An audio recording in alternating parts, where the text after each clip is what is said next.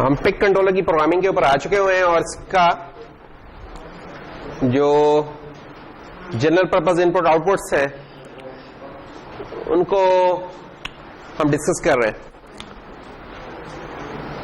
तो in GP अगर just quick सा अगर हम देखें इसका फ्लैशबैक सा, तो ये कि 5 पोर्ट्स हैं हमारे पास जिनको हम नेम कर रहे हैं ABCD एंड E।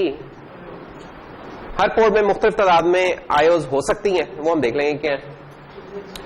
अच्छा, जो इंपॉर्टेंट बात है वो ये कि हर पोर्ट के साथ 3 रजिस्टर्स एसोसिएटेड है। वो कौन कौन से? ट्रेस का, which determines the direction of the pin, port का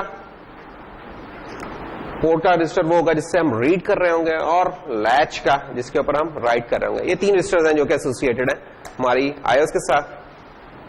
तो ये हमने देखा था कि हम इसको किसी भी पिन को हम इनपुट के तौर पे भी यूज कर सकते हैं, आउटपुट के तौर पे भी, अनलेस कि हमने कोई स्पेसिफाई कर दिया कि कोई पर्टिकुलर पिन सिर्फ आउटपुट के तौर पे यूज हो सकती है, कोई पर्टिकुलर पिन सिर्फ इनपुट के तौर पे यूज हो सकती है। इन जनरल हमारी इन पोर्ट्स के ऊपर जो भी पिन्स हैं वो दोनों रोल्स प्ले कर सकती हैं, इनपुट का भी और आउटपुट का भी। तो पोर्ट ए का हमने देखा था कि 7 बिट वाइड है, उसकी तमाम आउटपुट्स कौन सी हैं? CMOS बेस्ड है। CMOS है, इनको हम डिजिटल कह रहे होंगे कि डिजिटल आउटपुट्स हैं। अगर हम डेटा शीट देखें इसकी तो वहां हमें क्या चीज मिलेगी? डिजिटल की। बेहतर ये होता है कि आप जब भी ये लेक्चर वगैरह अटेंड करें तो जाके आप इसका डेटा शीट में करस्पॉन्डिंग देख लिया करें रेफरेंस, क्योंकि मेन सोर्स हमारा इस सिलसिले में ये डेटा शीट ही है इसकी। जैसा आप गूगल करें पे K18F4550, और इसको शेयर भी किया हुआ ड्रॉप बॉक्स में भी हमने, तो उधर से देख सकते हैं। ये देख रहे हैं कि आप जो हमने पोर्ट की डायग्राम है वो भी इधर से ली हुई है और बाकी चीजें भी। अच्छा, इसमें अगर हम देखें डिटेल में, ये डिटेल में बताया हुआ है कि ये जो पोर्ट की पिन्स हैं, पिन 0, 1, 2 जो भी है हमारी फंक्शनल, इसमें देखेंगे आउटपुट के तौर पे ये डिज का लफ्ज आएगा, DIG, ठीक है, जो कि CMOS है इनफैक्ट, और इनपुट के तौर पे क्या है? TTL के तौर पे। बाकी ये वाली जो पिन है ये डिजिटल इन डिजिटल आउट के साथ साथ एनालॉग इनपुट का भी रोल प्ले करती है, तो वो भी है इसकी कैपेसिटी, जो कि अभी हमने डिस्कस कर रहे हैं जब हम GPIOs को कर रहे हैं। अभी तो हम ऊपर वाली 2 फंक्शनलिटीज में इंटरेस्टेड है, डिजिटल आउटपुट और डिजिटल इनपुट के तौर पे। तो ये आप देख सकते हैं, ये डेटा शीट में देखेंगे आपको ज्यादा डिटेल में चीज मिल जाएगी अगर आप इसको करना चाह रहे हैं। तो बेहतर होता है जब कभी आप जोड़ें, कोई प्रोजेक्ट वगैरह करें और देखें जिन पिन्स को इस्तेमाल करें, तो पढ़ लें इस चीज को भी, ताकि आपको अगर कोई फाइन प्रिंट है किसी पिन से रिलेटेड वो आपको पता चल जाएगा। खैर, कमिंग बैक, तो पॉइंट क्या है कि तमाम जौन सी आउटपुट है इसकी पोर्ट ए की सारी CMOS है और इनपुट तमाम TTL है, सवाए किसके? पिन 4 के। RA4 जो होता है वो शिफ्ट बफर का है, बाकी जौन सी है तमाम TTL इनपुट्स हैं। अच्छा, एक और जो ये जो डिस्कशन थी हमारी कि इनपुट आउटपुट टाइप कौन सी है, तो इसका भी हमने फिर देखा था कि यार ये हमारे बेसिकली कि विद इन द प्रोग्राम तो हम उसको 0 या 1 कर रहे हैं, लेकिन it has to have some meaning in the real world, ठीक है। It has to be some electrical signal, उस इलेक्ट्रिकल सिग्नल का कोई लेवल होगा। तो ये जो हम कहते हैं कि इनपुट आईओ टाइप्स के हैं, ये बेसिकली उन लेवल से रिलेटेड है कि किस लेवल के ऊपर जाके हम चीज को कहेंगे कि ये हमारी 0 है, किस लेवल पे जाके कहेंगे कि ये हमारी 1 है, ठीक। तो जैसे TTL के केस में हमने 0 से 0.8 तक को हमने कहा कि 0 है, 0.8 से 2 वोल्ट तक के दरमियान अगर वोल्टेज अपीयर होती है इनपुट पे, तो ये एरोनियस केस होगा। कंट्रोलर डिसाइड नहीं कर पाएगा कि मैं इसको क्या डिक्लेयर करूं, 0 करूं या 1 करूं, ये इट शुडंट अकर। अच्छा, और फिर 2 से लेकर 5 तक हमारी कौन सी है? हाई स्टेट होगी।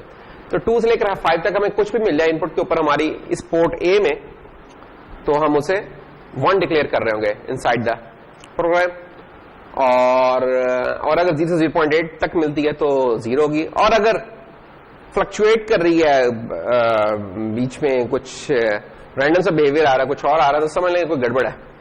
ये होना नहीं चाहिए कि आपका कोई बिटवीन द हाई और लो हो, क्योंकि आपका जो बाइनरी स्टेट है वो दो ही स्टेट हो सकती है, 0 हो सकती है या 1 हो सकती है। तो इनसाइड द प्रोग्राम तो बाकी 0 और 1 ही है, लेकिन इन द रियल वर्ल्ड ये कोई कंटिन्यूस रेंज है 0 से 5 तक बनती। तो किस पॉइंट के ऊपर जाके हमने ये थ्रेशोल्ड लगाना कि इस चीज को अब मैं भाई 0 कहा करूंगा और किस चीज को मैं 1 कहा करूंगा। तो ये है बेसिकली। तो टीटीएल वगैरह हमारी ये चीज डिफाइन करती है कि किस पॉइंट के ऊपर जाके हम कट ऑफ पॉइंट्स बना रहे हैं। डिजिटल वर्ल्ड में अंदर तो 0 या 1 है, उधर तो कोई बीच में कोई स्टेट नहीं थी, लेकिन यहां 0 से लेकर 5 तक एक कंटिन्यूम है अवेलेबल हमारे पास। ये 0.8 है, 0.88 भी हो सकता था, 0.9 भी हो सकता था, 1, 1.2, 3, 3.4 इस तरह चलता जा रहा है अप टिल 5 जो भी है। 5 से भी थोड़ा सा ओवरशूट हो सकता है, लेकिन असल बात यह है कि हमने रीजन्स बना दिए हैं कि इस रीजन तक 0 है, इस रीजन से इस रीजन तक 1 है। तो ये इंपॉर्टेंट पॉइंट है इस चीज का कि अगर हमें टीटीएल को प्रॉपर्ली ऑपरेट करवाना है, टीटीएल इनपुट को, तो इस रीजन में होनी चाहिए, नहीं होगी तो प्रेडिक्टेबल रिजल्ट नहीं होंगे। अगर प्रेडिक्टेबल रिजल्ट नहीं होगा तो इसका मतलब डिजाइन हमारा ठीक नहीं है। तो पोर्ट ए पे तमाम की तमाम जो पिन जब इनपुट के तौर पे एक्ट करती हैं तो उनकी जो टाइप है वो टीटीएल इनपुट के तौर पे एक्ट करेंगे, स्वाइप पिन नंबर 4 के। अच्छा, आउटपुट जो सी है वो सारी सारी सीमॉस या डिजिटल जिसे हम बोलते हैं ना, जो डेटा शीट में डिजिटल लिखाएगा वो सारी डिजिटल है। तो ये 0 से लेकर 0.05 तक, इसका आप देख सकते हैं बहुत कम रीजन दिया हुआ है जिसमें ये अपने 0 कह रहा है और 4.95 से 5 देना, ये बहुत कम रीजन के अंदर है। तो ये जस्ट लाइक एक आइडियल सा जो केसी बन जाता है, ये इस तरह का है। तो आउटपुट हमारी सारी सीमॉस है, इनपुट सारी हमारी टीटीएल है। जो भी बॉक्स आइटम है ये है हमारे कंट्रोलर का केस। ध्यान क्या रखना होता है जब इनको कनेक्ट कर रहे होते हैं हम सीमॉस। अब देखें सीमॉस आपकी आउटपुट है उस पिन की, अगर आपने इसे लेट से आपने लूप बैक करना है, उसको टीटीएल को इनपुट देना है, यानी अगर पिन नंबर 2 से निकाल के आपने पिन नंबर 3 पे देना है, पिन नंबर 2 को आपने आउटपुट बना दिया और पिन नंबर 3 को बना दिया इनपुट उसी पोर्ट की। जस्ट आप ऐसे ही देखना चाह रहे थे कि यार मैं जब प्रोग्राम के अंदर से 1 करूं, लूप बैक क्या होता है कि आपका एक कंट्रोलर है एमसीयू और ये लेट से इसकी पोर्ट ए है, तो इसकी पिन 0, 1, 2, हम कह रहे हैं यार पिन नंबर 2 को ना मैं इस तरह करता हूं कि आउटपुट के तौर पे इसे कॉन्फ़िगर करता हूं और जो पिन नंबर 0, 1, 2, 3 और पिन नंबर 3 इसको मैं इनपुट के तौर पे कॉन्फ़िगर कर लेता हूं। अब ये कॉन्फ़िगरेशन कैसे होती है ये हमने प्रोग्रामिंग देख ली थी इस चीज की कि क्या करेंगे हम इसके लिए ट्विस्ट रजिस्टर में जाके करस्पॉन्डिंग बिट्स जो सी होंगी उनको 0 या 1 कर देंगे। आउटपुट करना होता है तो 0 कर देते हैं, इनपुट करना हो तो 1 कर देते हैं। जैसे अगर हम देखें, ये देखें अब इसमें क्या हो रहा है, बल्कि चले उल्टा कर लेते हैं इसको कि 2 को ये इनपुट के तौर पे कह रहे हैं और 3 को ये आउटपुट कह रहे हैं। तो किस तरह हमने किया, ट्विस्ट बिट का जो ये क्या बना हुआ है, बिट फील्ड बना हुआ है बेसिकली। बिट फील्ड हमने देखे थे लास्ट वीक में कि बिट फील्ड कैसे बनते हैं कि स्ट्रक्चर्स के अंदर ही हम क्या कहते हैं कि ऐसे फील्ड्स बना सकते हैं जिनका size less than a byte होता है। वो 1 बिट भी हो सकता है, वो 2 बिट भी हो सकता है, 4 या 6 भी हो सकता है। तो ये एक एक बिट की पिन्स हैं, तो एक एक बिट के फील्ड्स बने हुए हैं। तो इसमें ट्रेस ए जाएंगे, trace for the port A, और उसमें जो पिन नंबर 2 है उसको हमने जब हमने 1 लिखवाया तो इसका क्या मतलब होगा, 1 हमने कहा था it's just like some input के 1 और आई हमने कहा था जरा सिमिलर सा है विजुअली, और 0 और आउटपुट का ओ जो सा विजुअली सिमिलर है, तो यस। तो ये हमारा एक चीज आउटपुट पे हो गई और एक इन पे। और हम क्या कर रहे हैं, हम बेसिकली जो इधर तो हम ये वाला काम कर रहे हैं कि हम जो 2 से रीड हो रहा है उसे बेसिकली 3 पे लिखवा रहे हैं इनसाइड द प्रोग्राम। तो अगर यहां 1 होगा तो यहां हमें 5 वोल्ट मिल जाएगा। 1 से क्या मुराद है कि जब यहां हम 5 वोल्ट दे रहे होंगे तो हमें यहां बाहर भी 5 वोल्ट ही मिल जाएगा, और जब यहां हम 0 दे रहे होंगे तो बाहर भी 0 वोल्ट ही मिल जाएगा, यानी कि जो रीड करेंगे वो हम लिखवा रहे हैं। अच्छा, ये तो इनसाइड द प्रोग्राम लूप है। एक दूसरा काम भी हो सकता था कि हम बजाय अंदर से करने के लेट्स से हम बाहर से तार लगा के कर लें। इस चीज में हमने कोई तार नहीं लगाई, there was no wire shorting the 2 pins. अगर हम लेट्स से कि हम कहेंगे यार ये हमने एक वायर ली है और जस्ट करंट वगैरह लिमिट करने के लिए हमने कोई छोटा सा रजिस्टर लगा के इसको इसके साथ जोड़ दिया, तो पहले हम सॉफ्टवेयर में जोड़ लेते हैं, ये सॉफ्टवेयर में जोड़ना था ये वाली चीज कि हम ये वाली पिन को रीड करके इसमें लिखवा रहे हैं। अब बाहर से हम फिजिकली एक वायर लगा के कर रहे हैं, ठीक है, करंट वगैरह लिमिट करने के लिए हम उसमें एक रजिस्टर लगाना तो लगा दें, ठीक है, वो लगा दें। तो अच्छा, अब क्या हो रहा है, अब हमें पता है कि जो आउटपुट्स होती हैं पोर्ट ए में वो क्या होती हैं? डिजिटल होती हैं, सीमॉस होती हैं। और इनपुट क्या होती है हमारी? टीटीएल। ये देखिए, इनपुट हमारी टीटीएल है और आउटपुट हमारी सीमॉस है। अच्छा, इसका क्या मतलब हो गया? अब आउटपुट में जब मैं अंदर से 1 लिखूंगा, पिन नंबर 3 के ऊपर जब मैं 1 लिखूंगा, तो बाहर हमें क्या मिलेगा? किस रेंज में वोल्टेज मिलेगी? ये एक सवाल भी हो सकता है क्विज का या पेपर का, कुछ भी, कि अगर मैं एक सीमॉस आउटपुट के लिए अंदर 1 लिखता हूं तो बाहर उसकी वोल्टेज लेवल हमें किस रेंज में मिलेगी? तो 4.95 से 5 तक हमें मिल जाएगी। अच्छा, अब हम इसे लूप बैक किसके साथ कर रहे हैं? पिन 2 के साथ जोके, और हमें पता है जो इनपुट के तौर पे जब होती है तो टीटीएल इनपुट बन जाती है। अब टीटीएल इनपुट की ये रेंजेस लिखी है, इसका क्या मतलब है? इसका मतलब ये है कि ये जो पिन है, पिन नंबर 2, ये किसी भी चीज को 1 के तौर पर ट्रीट करेगी जब वो 2 वोल्ट से ऊपर होगा, और किसी भी चीज को 0 के तौर पर ट्रीट करेगी जब वो 0.8 वोल्ट से नीचे होगा। अच्छा, अब देखें आप, अगर 1 के तौर पर ट्रीटमेंट करनी है इसकी, तो 4.95 तो क्या टीटीएल से सही रीड कर लेगा? क्यों? क्योंकि देखो, टीटीएल कह रहा है कि यार मुझे ग्रेटर देन 2 वोल्ट दे दो, मैं उसे 1 कर लूंगा। तो आउटपुट तो ज्यादा सख्त है बेसिकली, ठीक है ना? किसी ने कहा था पास होने के लिए 50 मार्क्स चाहिए, अगर किसी ने 80 मार्क्स ले लिए तो उसमें तो कोई बुराई नहीं है, ठीक है ना? पास तो है ही है, बल्कि शायद ग्रेड भी कोई उसका अच्छा है। तो ऐसे ही है ना कि इससे ज्यादा स्ट्रिंजेंट है इसका जो सी आउटपुट है, एक कम रीजन के अंदर है, वेरी कर सकती है। यानी ये नहीं एग्जैक्ट 5 हो, 4.95 भी हो सकती, 4.96 भी हो सकती, कुछ हो सकती। अच्छा, अब ये जो भी चीज है इस 2 वोल्ट से तो ग्रेटर ही है ना, तो ठीक है, डेट्स वेल। यानी कि हम सीमॉस आउटपुट को टीटीएल इनपुट के साथ बेफिक्री के साथ जोड़ सकते हैं, कोई मसला नहीं है। हाई के केस में, लो के केस में क्या हो रहा है? लो के केस में जो सीमॉस की आउट है वो है 0 से लेके, ये तो 1 का केस था ना, 0 के केस में क्या होना था? इसमें 0 से लेके 0.05। अब टीटीएल इनपुट किस चीज को लो ट्रीट करती है? जब वो लेस देन 0.8 होती है, ठीक है? अब ये उल्टा सवाल हम पुट कर लेते हैं कि यार अगर ये टेस्ट पास करना है तो तुम्हारे ना 8 सवालों से ज्यादा गलत नहीं होने चाहिए, लेट से। और हमारे इस केस में कितने गलत हैं? हार्डली एक भी गलत नहीं है, या एक कह लो इसको गलत है, तो ठीक है। इसका मतलब क्राइटेरिया तो मीट कर रहे हैं, बड़े अच्छे तरीके से मीट कर रहे हैं। तो इसका मतलब क्या हो गया? हाई का क्राइटेरिया भी बड़ा अच्छा लूप बैक में मीट हो रहा है और लो का भी मीट हो रहा है। तो इससे हम डिड्यूस क्या कर सकते हैं कि हमारी जो सीमॉस आउटपुट्स है they are very good companion for the TTL inputs. इन टीटीएल इनपुट्स के लिए बड़ी अच्छी कंपेनियन है।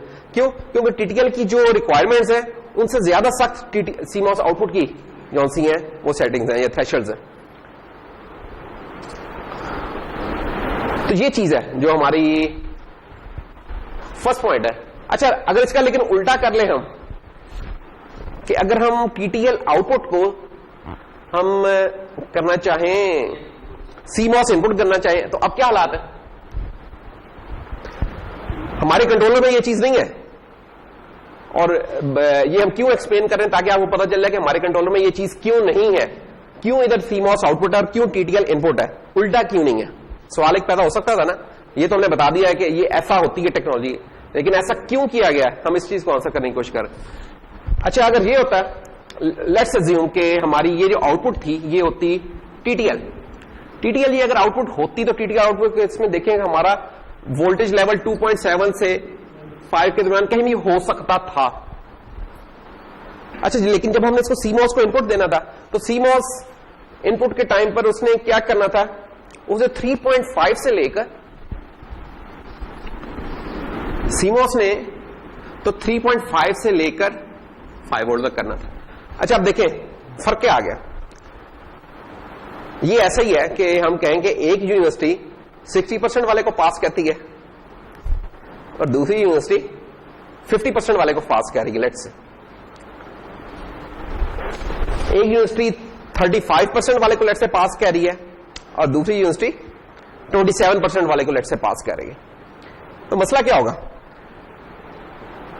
अगर हम इन पॉइंट्स को ना देखें तो टीटीएल इस चीज को 1 कह रहा है, हाई कह रहा है उसको, लेकिन यहां आके लॉजिक के अंदर तो 1 और 0 ही है, उधर तो कोई मसला नहीं है। मसला ये है कि अगर नंबर्स पे हम देखें तो नंबर्स इसलिए कहना यार इसके नंबर, ये जो माइग्रेशन केस आया है हमारे पास, इसको तो 27 है और हमारा पासिंग क्राइटेरिया क्या है 35, तो मसला हो रहेगा। तो ये जो चीज जिसको ये वैलिड आउटपुट है सीमॉस के लिए, तो इनवैलिड अनडिटरमिनेड रेंज में जा रही है, ना ही 0 ना ही 1 है। सीमॉस इस केस में बेचारा अनडिटरमिनेड स्टेट में चला जाएगा, क्योंकि 2.7 जहां कहीं आ रही होगी, पॉसिबल है क्योंकि टीटीएल की टेक्नोलॉजी अलाउ करती है, तो पॉसिबल है कि वो हो सकता है, केस आ सकता है। तो अनडिटरमिनेड स्टेट में हमारा सर्किट जा सकता है। तो इसका मतलब है कि जो चीज हमने कहा था कि अनडिटरमिनेड स्टेट में नहीं जाना चाहिए सर्किट, वो हमारा जा रहा है, लेवल्स जा रहे हैं, नहीं होना चाहिए। तो इसका मतलब एक तो ये हुआ कि TTL output is not a good compatible option with the CMOS input high case में। लो केस में क्या हो रहा है, लो केस में जो टीटीएल की आउटपुट है वो क्या बनती है 0 से 0.5,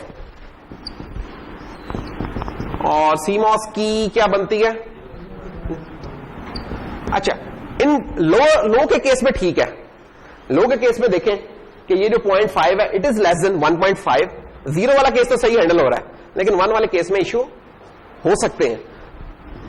तो सॉरी, तो ये पार्शली मीट कर रहा है इस चीज को।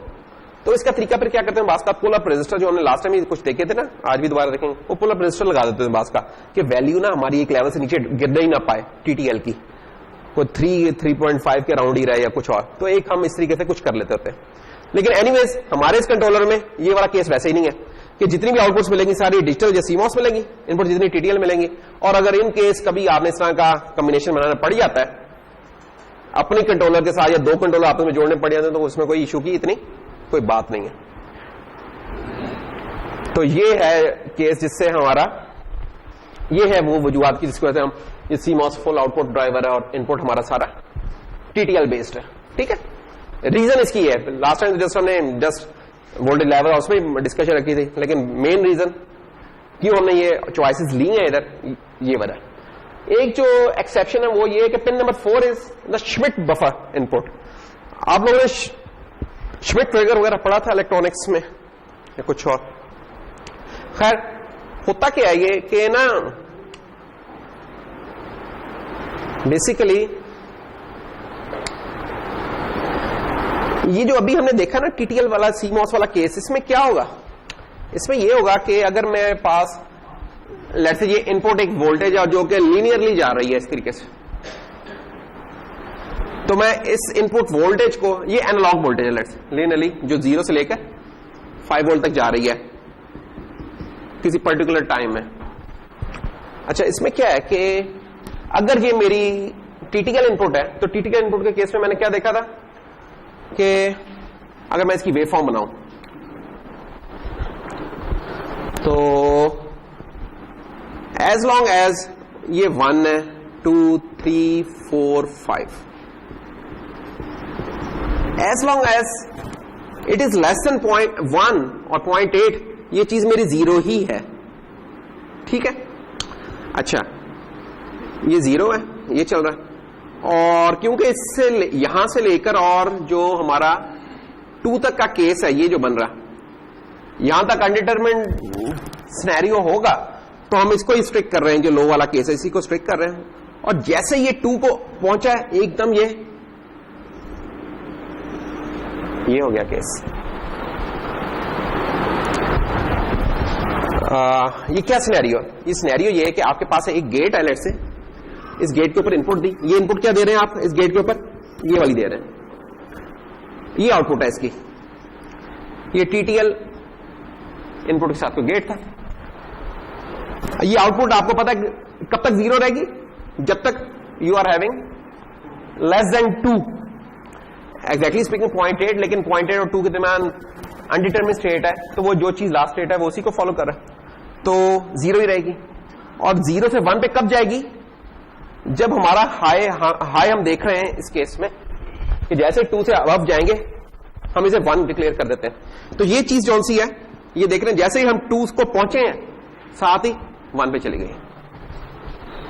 ऐसा होगा ना, अगर मैं डिजिटल कोई गेट है उसे मैं एनालॉग इनपुट दूं और स्लोली वेरी करता जाऊं सप्लाई को, किस केस पे जाके वो 0 होगा, किस केस पे जाके 1 होगा, ये वाला सिनेरियो। तकरीबन एक सिंगुलर पॉइंट आ रहा है अगर हम गौर करें इस चीज के ऊपर, है ना। डिजिटल की दुनिया में ठीक होता है, सिंगुलर पॉइंट ही होता है मोस्टली। अच्छा, लेकिन ऐसा भी होता है कि जब आप एनालॉग सिग्नल बास का दे रहे होते हैं तो उसके, या इवन डिजिटल सिग्नल भी हो, उसके ऊपर अगर एसी नॉइज आ रहा है तो कोई गड़बड़ हो सकती है। अब जैसे ये, अब आपकी ना डीसी वोल्टेज ही है लेकिन उसके ऊपर ना फ्लिकर नॉइज सी है, ये देख रहे हैं जो वेरी कर रहा है तो यूनिपोलर ही ये वेवफॉर्म इस वक्त, लीनियरली इस तरह नहीं आ रही, कुछ अप डाउन हो रही है। एक फ्लिकर नॉइज इसमें हो सकती है, वो पावर की भी वजह से आ सकती है, कपलिंग कुछ हो सकती है, किसी कोई XYZ रीजन की वजह से ये नॉइज है जिसकी वजह से आप देख रहे हैं वेरी कर रहा है। अच्छा, इस वेरिएशन का मसला क्या हो रहा है अगर आप गौर करें, इस वेरिएशन का मसला है कि अगर हमने कोई लेट से इन जनरल, अब हम TTL या CMOS से निकल रहे हैं, इन जनरल कोई थ्रेशोल्ड रखा हुआ है कि इस थ्रेशोल्ड से ऊपर को हम 1 कहेंगे, इससे नीचे को 0 कहेंगे, तो हो क्या रहा है, अगर आप जूम आउट करके देखें तो ये वाला सिग्नल आपका हाई से लो जा रहा है, ये तो हमें नजर आ रहा है। लेकिन हाई से लो जाते जाते ये बीच में बेचारा थोड़ा सा अप डाउन आ रहे हैं, जो कि कह लेंगे शॉर्ट टाइम ड्यूरेशन के हैं। अगर हम एग्जैक्टली इसको फॉलो करें तो होगा क्या, थोड़ी देर के ये नीचे आया, हमने इसे 0 कर दिया, फिर ऊपर चल गया, फिर हमने इसे हाई कर दिया। अब ये ख्वाम खामे 0-1 हो रहा है। अगर कोई रिले लगी हुई है इसके साथ तो क्विकली उसे ऑन ऑफ करवा रही होगी, ये गड़बड़ हो जाएगी। फॉर एग्जाम्पल समझेंगे ये आपका ना वापडा की वोल्टेज आ रही थी और आपने डिसीजन लेना है कि यार मैंने मोटर को ऑफ कर देना है इस पे या मोटर को ऑन कर देना है। अब आपको पता है वापडा की वोल्टेज जो आ रही है, अगर कभी मीटर लगा के देखें तो वो ये नहीं बड़ी, जब उसमें वोल्टेज ने गिरने शुरू होता बड़ी लीनियरली गिरने, ऐसे नहीं होगा, वो थोड़ा सा अप डाउन होते होते ना, और बात का जब ब्राउन आउट होता है तो तकरीबन वो पूरी फिर आहिस्ता आहिस्ता गिरती है। मसला इसका फिर ये रहेगा कि आपने यकदम ऑन कराया ऑफ कराया। अब ये चीज कुछ केसेस में तो मसला नहीं करती, लेकिन कुछ केसेस में आपको पता जल्दी जल्दी ऑन ऑफ हो रही हो चीजें, फ्लक्चुएशन हो रही है, तो कितनी खतरनाक होती है। फॉर एग्जाम्पल फ्रिज वगैरह केस में आप देखें आवाज निकालने लगता है, कोई और चीज जौन सी है जो कि क्विक इस तरह हो तो वो गड़बड़ हो सकती है। इसका हल क्या है फिर, इसका फिर एक हल होता है कि हम कहते हैं यार हिस्टेरिसिस इंट्रोड्यूस करवा दें। आप लोगों ने जब पढ़े हैं मोटर्स वगैरह पढ़ी हैं बाकी तो वहां हमने हिस्टेरिसिस क्या पढ़ा होगा कि हिस्टेरिसिस क्या होता है कि जो आउटपुट होती है सिर्फ प्रेजेंट पे ही नहीं डिटरमाइन कर रही होती, वो हिस्ट्री भी देख रही होती है क्या है। और ये किस चीज में पढ़ी थी, मैग्नेटाइजेशन ऑफ द कोर में हमने पढ़ा था, ठीक है। तो उसको जब मैग्नेटाइज हो रही होती है तो उसका कर्व कुछ और होता है, जब डीमैग्नेटाइज हो रही है तो उसका पाथ कुछ और होता है। इधर भी यही वाला हालात है। इधर भी ना फिर हम क्या करते हैं, हम 2 लेवल्स रख लेते हैं, एक अपर थ्रेशोल्ड कह देते हैं, एक को लोअर थ्रेशोल्ड कर देते हैं। हम कहते हैं कि यार लोअर वैल्यू में हम उस वक्त आएंगे जब हमारा लोअर थ्रेशोल्ड क्रॉस होगा, और अपर वैल्यू में उस वक्त जाएंगे जब हमारा अपर थ्रेशोल्ड क्रॉस होगा। जाने के लिए अगर अपर में जाना है तो अपर थ्रेशोल्ड क्रॉस होना चाहिए, लेकिन अपर से वापस आने के लिए लोअर वाला क्रॉस होना चाहिए, तो फिर होगा। तो अब ये देखें, अब ये वाला हम इस केस में ये हमारे फ्लिकर जो हो रहा है अपर से ऊपर है, हाई है, ट्रीट कर रहा। अच्छा, यहां अपर से कम होके लोअर थ्रेशोल्ड पे आ गया, अभी तक हाई है। जब अच्छा ये जब तक इधर रहा है, ये देखें ये हाई के ऊपर है, और जैसे ही इसने ये थोड़ा सा नीचे आया ना इस लोअर थ्रेशोल्ड से, साथ ही इसने उसको फ्लिप कर दिया, वोल्टेज को 1 से 0 के ऊपर ले आया। अच्छा, अब ये देखें वोल्टेज फिर दोबारा थोड़ी सी इंक्रीज दोबारा हुई है, थोड़ी सी दोबारा इंक्रीज हुई है, लेकिन इतनी इंक्रीज नहीं हुई कि अपर थ्रेशोल्ड को क्रॉस करती, क्योंकि अपर थ्रेशोल्ड को इसने इस दफा क्रॉस नहीं किया, ये चीज 0 ही चल रही है और 0। अब इसे हुआ क्या, आप देखें अब आउटपुट वेव फॉर्म यहां अब आपको ये बड़ी क्लीन सी मिल रही है, हाई लो। यहां क्या हो रहा है, हाई लो हाई, और मल्टीपल टाइम्स इस तरह की ट्रांजिशन आ सकती हैं, और ये ट्रांजिशन कोई ठीक नहीं होंगी आपके लिए, ठीक। तो अगर इस तरह का नॉइजी सी कोई इनपुट आप दे रहे हैं कुछ और, तो श्मिट ट्रिगर वहां बड़ी अच्छी ऑप्शन है।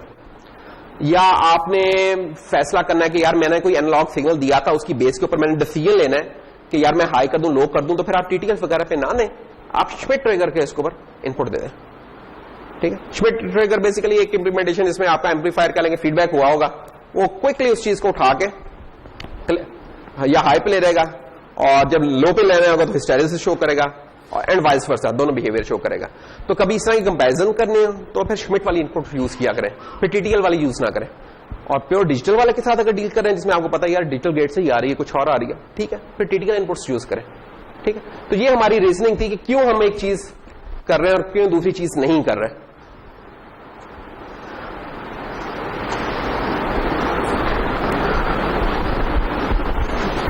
और श्मिट ट्रिगर के ये फिर लेवल्स है हमारे 4 और 5, 0 और 1। ये तो कह लें ये इसका अपर वाला बनता है और जैसे लोअर वाला एक किस्म का ये बन जाता है इसका, ठीक है। अच्छा, और क्या चीज जो हमने लास्ट टाइम की थी, और एक चीज जो हमने याद रखनी है कि इन इनपुट्स को हम अगला जो आर्टिकल करेंगे ना वो एडीसीज का होगा। एडीसीज जो होते हैं उसमें एनालॉग इनपुट होती है। जब भी एनालॉग इनपुट लें हमने इस डिजिटल इनपुट को ना इनपुट के तौर पे जरूर कॉन्फ़िगर करना है। ये याद रखने की चीज है, एक मेजर मिस्टेक है जो लोग करते हैं। जब एनालॉग में डील करते कहते हैं यार हम एनालॉग का काम करें, अब हमने डिजिटल कॉन्फ़िगरेशन की जरूर इनपुट करनी, छोड़ देते हैं। नहीं, उसको स्टिल सेट करना है। ये समझे कि थोड़ा सा इश्यू है, इसको हमें याद रखना होगा। बाकी तो फिर इसकी प्रोग्रामिंग थी, ये कुछ भी नहीं है इस प्रोग्रामिंग के अंदर। कॉन्फ़िगरेशन, पोर्ट से रीड और लैच पे राइट। और ये हमने लास्ट टाइम डिस्कस कर लिया था क्यों हम पोर्ट से रीड करते हैं और लैच पे क्यों राइट करते हैं। क्योंकि हमारी जो पोर्ट है वो डायरेक्टली पिन से इनपुट ले रही है, क्योंकि पिन से ले रही है जो हम चीज पिन के ऊपर है उसे रीड करना चाहते हैं, इसलिए हम पोर्ट से रीड करते हैं, ठीक है। और लैच में क्या होता है, जब हम लिखवाते हैं वो हम इस लैच रजिस्टर में रहते हैं, ये इस वैल्यू को होल्ड रखता है जब तक हम उसे चेंज नहीं करते, और ये चीज मुसलसल आपकी इस पिन को जा रही होती है। तो लिखवाने वाला काम हम इस रजिस्टर में करते हैं, नॉट पिन के ऊपर नहीं, और रीड का काम हम डायरेक्ट पिन से कर रहे होते हैं। तो ये वजह है हमारी। अच्छा, तो ये थी जस्ट हमारी एक क्विक सा फ्लैशबैक और कुछ जो हमने चीजें एम्फेसिस करना भूल गए थे। अरे दूसरा एक और भी होता है श्मिट ट्रिगर्स की जो सी इनपुट होती है ना, ये जरा फास्ट होता है इसका रिस्पॉन्स। तो जहां हमें कहीं फास्ट रिस्पॉन्स चाहिए वहां भी हम श्मिट ट्रिगर को प्रेफर कर रहे होते हैं जो श्मिट इनपुट थी। Okay, coming to port B. Port A हमारी 7 बिट्स की थी, पोर्ट बी हमारी जनाब पूरी 8 बिट की है, बाई डायरेक्शनल है। इसका मतलब बाई डायरेक्शनल से क्या हमारा, इसकी कोई भी पिन इनपुट भी हो सकती है, कोई भी पिन इसकी आउटपुट भी हो सकती है, डिपेंडिंग ऑन किसके, नहीं किस चीज के ऊपर डिपेंड करेगा कि इनपुट होगी कि आउटपुट होगी। ट्रिस रजिस्टर के जो इसका करस्पॉन्डिंग ट्रिस रजिस्टर है, ये ट्रिस बी, इसमें जो सेटिंग की होगी उसके करस्पॉन्डिंग या इनपुट होगी या आउटपुट होगी। ये 1 कर देंगे इनपुट हो जाएगी, 0 कर देंगे आउटपुट हो जाएगी, ठीक है। तो ये कॉन्फ़िगरेशन है। और डेटा कैसे रीड करेंगे, पोर्ट से डेटा रीड करेंगे, इसके ऊपर लिखवा रहे होंगे, लिखवाने का काम। और इसकी जो खास बात है जो कि पोर्ट ए में नहीं थी, इसकी 4 पिन जो सी हैं 4 से लेकर 7 तक, इनके ऊपर हम इंटरप्ट को कॉन्फ़िगर कर सकते हैं। ये बड़ी इंपॉर्टेंट चीज है और बड़ी यूजफुल चीज है। इसका मतलब ये कि हम कहते हैं यार इस पोर्ट के ऊपर जब कभी स्टेट चेंज हुई है तो मुझे नॉक कर दो, नॉक नॉक, ठीक है। अब कोई कहने वाला कह सकता है कि यार ये प्रॉब्लम क्या है, यानी कि हमें वैसे नहीं पता होता कि क्या हो रहा है। अब जरा इस चीज के ऊपर थोड़ा सा समझने की जरूरत है। इस चीज को आपको एक प्रॉब्लम ये मिली है कि आपको ये प्रॉब्लम मिलेगी यार पिन 2 के ऊपर जो चीज चेंज हुई है उसको पिन 3 पे लिखवा दो, ठीक है। सबसे आसान तरीन, या इसको कह लें कि आप कहते हैं कि यार पिन 2 के ऊपर जब कभी चेंज हुई है तो बजर बजा दो। अच्छा, पिन 2 के ऊपर कैसे चेंज हो सकती है, यहां तो आपको लॉजिकल नजर आ रही है ना। अगर हम आप इस कंट्रोलर के साथ मोशन सेंसर एक लगा दें, 100-200 रुपए का मोशन सेंसर आता है, वो लगा दें, वो मोशन सेंसर क्या कर रहा होगा, इस पूरे कमरे को उसका एक एरिया ऑफ वो होगा, इंटरेस्ट होगा जिसमें मोशन सेंसर देख रहा होगा। कह लें देखना ये नहीं है कि विजुअली देखना, इन टर्म्स ऑफ आपका एको बैक की सेंस में देखना। अच्छा, मोशन सेंसर क्या करेगा, हमें हाई दे देगा। कब हाई इनपुट दे देगा, जब कभी मोशन होगी, कभी आप लोग कोई हिले हैं, कुछ और हुए, मोशन देगा। अब ये चीज कहां चाहिए हो सकती है, फॉर एग्जाम्पल आपके घर का लॉन है, बैकयार्ड है, कुछ और है एरिया, जहां आप कहते हैं कि यार इस टाइम से इस टाइम के दरमियान अगर यहां मोशन हो रही है तो समथिंग इज फिशी। रात 10 बजे से सुबह 6 बजे तक अगर मेरे बैकयार्ड में कोई मसला है तो इस वक्त तो कोई भी नहीं घर का बंदा होता है, तो कोई चीज है, या तो कोई इंट्रूडर है वहां, या कोई जानवर है, कोई बिल्ली वगैरह कोई और फिर रही है, इस तरह ये काम हो रहा है। तो मैं कहता हूं लेकिन अगर कभी इस तरह काम हो तो मेरे पास एक अलार्म सिस्टम होना चाहिए जो कि बजर बजा दे। या ये चीज बैंक्स के अंदर हो सकती है कि बैंक्स में जब छुट्टी हो जाए, छुट्टी के बाद ये सिस्टम हम ऑन कर दें। गार्ड वगैरह तो बाहर है, उन बेचारों को नहीं पता कि कोई पीछे से दीवार काट के आ गया, क्या हो गया। अगर मोशन हुई है तो वो एक अलार्म बज जाए, ठीक है। ये एक सिस्टम, बड़ा आसान सा सिस्टम बनाया जा सकता है। अब अगर तो उस सिस्टम में यही काम करना है कि उसने ये चेक करना है कि यार मेरी इनपुट जब कभी ये चेंज होती है मैं बजर बजा दूं, तो फिर तो हमें इंटरप्ट नहीं चाहिए। देखिए ना, एक बंदा है, उसकी ड्यूटी हमें लगा दी कि यार इस दरवाजे पे जब भी कोई बंदा है तो मुझे बता देना, ठीक है। तो उस बंदे का अगर और कोई काम नहीं है तो ठीक है, वो बेचारा करता रहे। तो फिर हम क्या लिखेंगे, फिर हम कोड सिंपली ये लिखेंगे एक कि while 1 का कोड होगा हमारा while 1, और इसमें हम क्या करेंगे कि इफ की कंडीशन लगा देंगे कि if port A bits dot RA2, इस कंडीशन का क्या मतलब है, ये कंडीशन कब ट्रू होगी, क्यों जी, ये कंडीशन कब ट्रू होगी, जब ये नॉन जीरो होगी। नॉन जीरो कब होगी, इसमें आपको पता कि डिजिटल इनपुट के तौर पर ट्रीट करे तो या तो जीरो होती है चीज या 1 होती है। तो जब इसे बाहर से मोशन सेंसर से हाई दे देगा ये नॉन जीरो रहेगी, और जैसी नॉन जीरो हम अंदर कोई काम करना चाहते हैं। हम क्या काम करना चाहते हैं, हम कहना चाहते हैं कि यार LAT A bits not LAT equal to क्या कर दे 1 कर दे। अब ये चीज शायद बजर के साथ लगी हुई है। अच्छा, आप लोगों ने मुझे ये बताना है कि क्या ये कोड लिखने का फायदा हुआ है। वैसे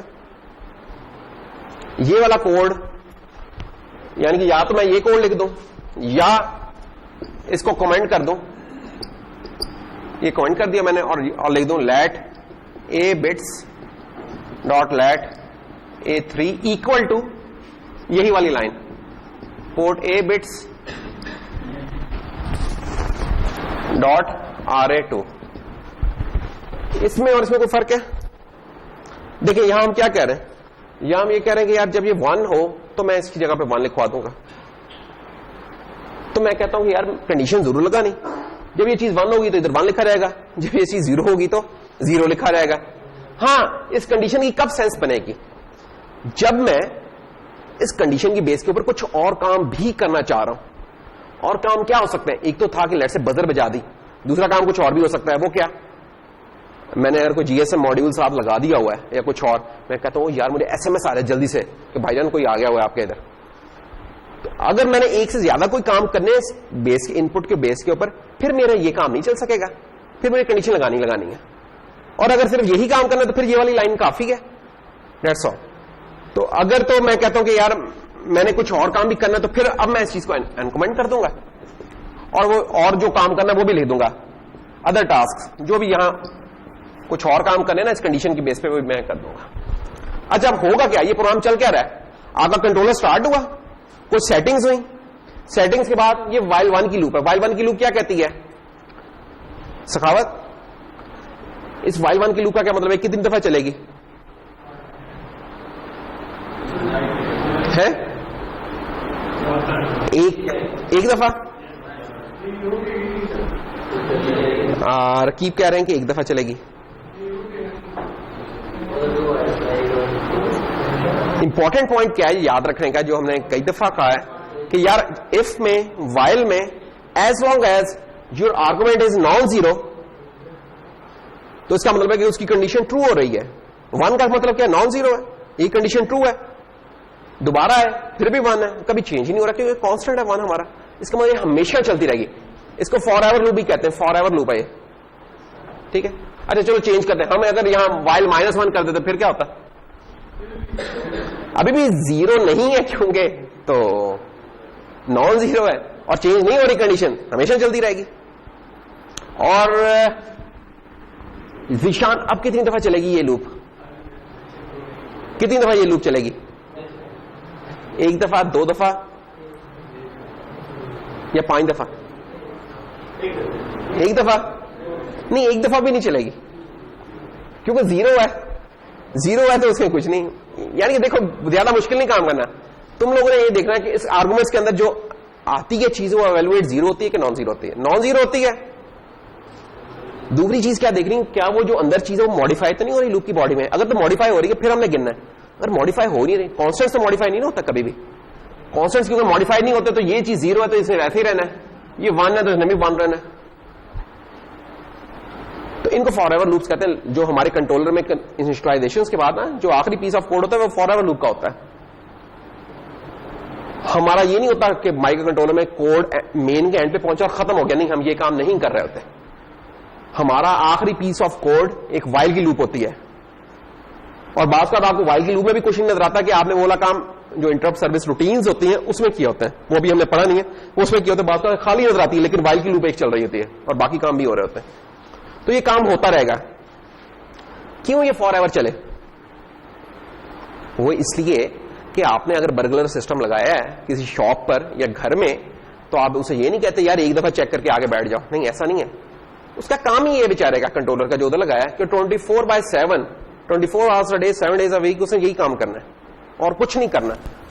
इसका मतलब उसे फॉर एवर चलना है। हम पीसी के अंदर जो प्रोग्राम चलाते हैं उसमें तो होता है मेन चलाया, डिबग करते F10 किया, जो भी किया, थोड़ी देर खत्म हो गया। क्यों खत्म हो गया? क्योंकि उस पीसी के ऊपर हमने सिर्फ वही काम नहीं कर रहा है, हमने शायद थोड़ी बार माइक्रोसॉफ्ट वर्ड में काम करना है, उसका मैडलैब में करना है, कोई गेम खेलनी है, कोई गाना सुनना है, जो भी है वो हो रहा है। हाँ, अगर ये PC as a web server चल रहा है और इसने 24 घंटे चलना है, तो वहां भी अब कुछ ऐसी ही चीज चल रही होगी जो कि हमेशा चल रही होगी पीसी में भी। तो कंट्रोलर में क्या है? तो कंट्रोलर ने जो काम करना है उसने हमेशा कर रहे होना है। ये नहीं कि एक दफा करके खत्म हो गया, नहीं, उसे बार बार किए जाना है, लूप के अंदर लगा हुआ है। तो ये हमेशा चलता रहेगा कोड। जैसे ही इसे पावर मिला करेगी ये चलना शुरू हो रहेगा और ये चलाता रहेगा लूप। अब इस लूप के अंदर आके ये कंडीशन चेक किया करेगा और कंडीशन चेक करने के बाद ये कुछ काम किया करेगा। तो ये इस तरीके से काम होंगे हमारे, ठीक है ना। अब इसमें पॉइंट क्या था? अगर तो कंट्रोलर हमारा यही काम कर रहा है ना, या हमने कहा था कि इस दरवाजे के ऊपर हमने जो बिठाया हुआ है वॉचमैन या चौकीदार, जिसका काम ही है कि इस दरवाजे पे बैठना है, तो ठीक है वो बेचारा देखता रहे। लेकिन फर्ज करेंगे घर में आप एक हैं, आपके पास वो वॉचमैन या चौकीदार नहीं है, आप ही वो बंदे हैं कि जिसने जाके दरवाजा भी खोलना है, और आप ही वो बंदे हैं जिसने जाके असाइनमेंट भी बनानी है और रेड भी करना है, दरवाजे से हटना भी है, नहीं और भी 10 काम और भी कर रहे हैं। अब ये बताएं, अगर आपको कह दिया रहा है कि यार कि अफजल ये काम भी सारे करने हैं, और जैसे ही बाहर कोई हो ना, कोई इस तरह की गड़बड़ हो, फौरन बजर बजानी है। अब ये क्या पॉसिबल होगी ये वाली चीज? अगर आप खुद सोचें थोड़ी देर, क्योंकि अगर तो ये बेचारा बाहर जाके बैठ गया तो घर के अंदर वाले काम तो खत्म हो गए, और अगर घर के अंदर बैठ गया तो इसे बाहर का नहीं पता कि बाहर क्या हो रहा है। अब तीसरा हल क्या हो सकता है कि कोई ऐसा सिस्टम हो रहा है कि जब कोई चेंज हो तो इसे पता चल रहा है, ठीक है। या एक और सिस्टम ये हो सकता है कि थोड़ी देर बाद जाके देख ले कोई चेंज तो नहीं हो गई, यानी कि हर लेट से अफजल हर 2 मिनट बाद जाके देख रहा है पीछे चेंज तो नहीं आ गई कोई, हर 2 मिनट बाद। इसका कुछ नुकसान भी है। नुकसान इसका ये कि जो काम कर रहा था उसमें अभी जनाब अफजल साहब कोई असाइनमेंट करने लगे, 2 लाइनें लिखी हैं, 2 मिनट हो गए, ओह जाके देख के आ रहे हैं, बाहर कोई याद नहीं गया, नहीं आया, फिर 2 मिनट बाद आया, फिर अब थोड़ी देर बाद यही काम किया जा रहा है बेचारा। एक तो ये तरीका हो सकता है, इसे कहते हैं पोलिंग, पोल करना, जाके आप बार बार देखना एक चीज को। और दूसरा तरीका क्या है? हम कहते हैं यार जब चेंज आ जाए ना यार उसे बता देना।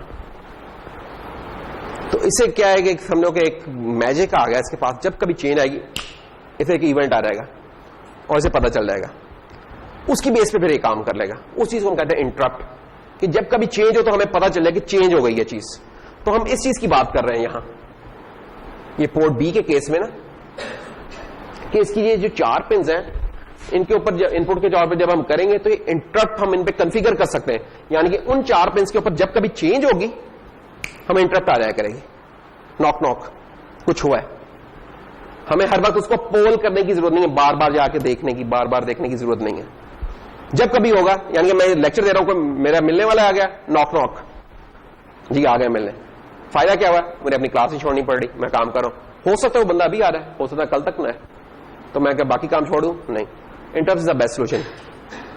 लेकिन अगर मुझे जिंदगी में कोई और काम नहीं है, मेरा यही काम है कि तब वो आएगा बंदा और मैं एक काम करूंगा, यानी कि कोई बहुत इंपॉर्टेंट चीज है, इसके लिए मैं सारी चीजें पीछे छोड़ रहा हूं या कुछ और, अब मैं बैठ जाऊंगा जाके उधर ही, ठीक है।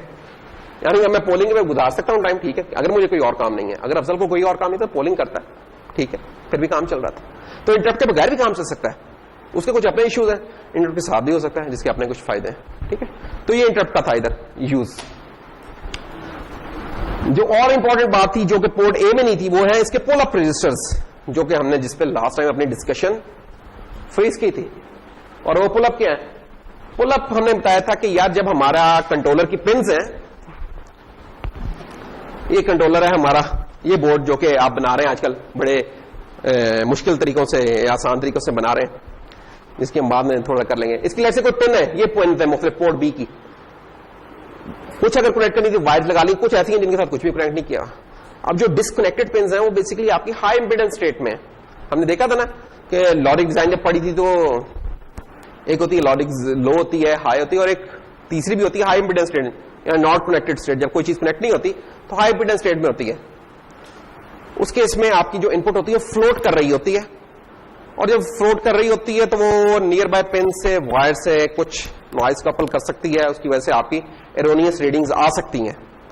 तो हम उस केस में क्या कहते हैं? हम कहते हैं कि यार हम इस पिन को अगर कनेक्टेड नहीं है, या तो इसे हाई का स्टेटस दे दें या इसको लो का स्टेटस दे दें, कोई एक काम कर लें ताकि ये वाला काम ना हो कि बीच में कभी 0 रीड होने लग जाए, कभी 1 रीड होने लग जाए, ये काम ना हो। तो उसके लिए फिर हम ना ये रखते होते हैं पुल अप रजिस्टर्स। तो अगर लेट्स से अगर कोई पुश बटन हमने लगाया हुआ है, कोई बटन है, पुश बटन है, कोई भी और चीज है वो हमने लगाया हुआ है, अगर वो ओपन है तो क्या ये फ्लोटिंग है? फिर ये चीज ये देख रहे हैं ना, ये ओपन है, ये पाथ ओपन है, ये हाइब्रिड स्टेट में। इसमें होगा क्या, मसला क्या होगा कि ये चीज जो भी नेबरिंग पेन्स हैं उनसे कोई कपल कर सकती है, एसी वोल्टेज या कोई और चीज है, नॉइज कपल कर सकती है, कोई वैल्यू आ सकती है इसके ऊपर, जो कि कभी हाई रीड हो जाएगी, कभी लो रीड हो जाएगी। अच्छा, लेकिन जब हम इस स्विच को क्लोज कर देते हैं तो क्या होता है? फिर ये इनपुट हमारी ग्राउंड हो जाती है। ग्राउंड होने का क्या मतलब है? जीरो रहेगी। तो इसका मतलब जब ये क्लोज होता है पाथ उस वक्त तो ठीक है काम, लेकिन जब ओपन होता है उस वक्त गड़बड़ हो सकती है। उसका हल हम क्या करते हैं? उसका हल हम ये करते हैं, या पुल अप कर देते हैं चीज को या पुल डाउन कर देते हैं। इस केस में हमारे पुल अप है। पुल अप में क्या हो रहा है कि हम एक रजिस्टर लेके उसको सप्लाई के साथ जोड़ देते हैं, और उस एक तरफ तगड़ी सी वैल्यू का होता है, 20-30 किलो ओम का, 100 किलो ओम का, 1 मेगा, इट डिपेंड्स क्या, that is inside the controller. Controller के अंदर बाहर नहीं कुछ करना पड़ा, सिंपल आपको ऑन करना पड़ता है कि कंट्रोलर मैंने सर्किट में रखना है कि नहीं रखना। फायदा इसका क्या होता है? जब ये चीज ओपन होती है तो ये वाला पाथ, ये वाला हमारा होता है, ये इन्फिनिटी रेजिस्टेंस वाला पाथ है, ये एक फाइनाइट रेजिस्टेंस, चाहे 100 किलो ओम है, फाइनाइट रेजिस्टेंस है। थोड़ी देर बाद ये चीज वीसीसी को अप्रोच कर लेगी। इसका मतलब क्या है कि हमें एक डिफाइंड वैल्यू मिल रही है वीसीसी वाली। वीसीसी क्या है? हमारे साथ 5 है, तो 5 जो कि अंदर 1 के तौर पर रीड हो जाएगा। तो जब कभी ओपन होगा तो ये वाला पाथ एक्टिव हो जाएगा हमारा, और जब ये क्लोज होगा तो ये लो रेजिस्टेंस पाथ है, ये हाई रेजिस्टेंस पाथ है, तो ये वाला पाथ चलेगा हमारा, और ये आउट हो जाएगा उसमें से। ठीक है, तो लो रेजिस्टेंस में नॉर्मल बिहेवियर होगा, और जब ओपन होगा तो ये पुल अप रजिस्टर एक्शन में आ जाएगा। तो ये इसका फायदा है कि ये हमें जो एक फ्लोटिंग स्टेट थी ना उससे बचाएगा। तो इसको बचाने के लिए हम इसे पुल अप भी कर सकते हैं और पुल डाउन भी कर सकते हैं। जब पुल डाउन करना होगा तो ये रजिस्टर जो सा लगा होगा ग्राउंड के साथ लगा होगा, और ये जो पुश बटन है बेसिकली कह लेंगे ये सप्लाई के साथ जुड़ा होगा, फिर ये उल्टा हो जाएगा, काम फ्लिप हो जाएगा। तो कभी आपको कहा जा सकता है कि अगर पुल डाउन का इसका सर्किट बना दो, कभी क्विज में पेपर में कहा जा सकता है पुल डाउन में कैसे काम करेगा, तो ये आप फिर इसको सप्लाई के साथ जोड़ दें और ये रजिस्टर जो सा है ग्राउंड के साथ जोड़ दें, तो ये वाला काम हो जाएगा।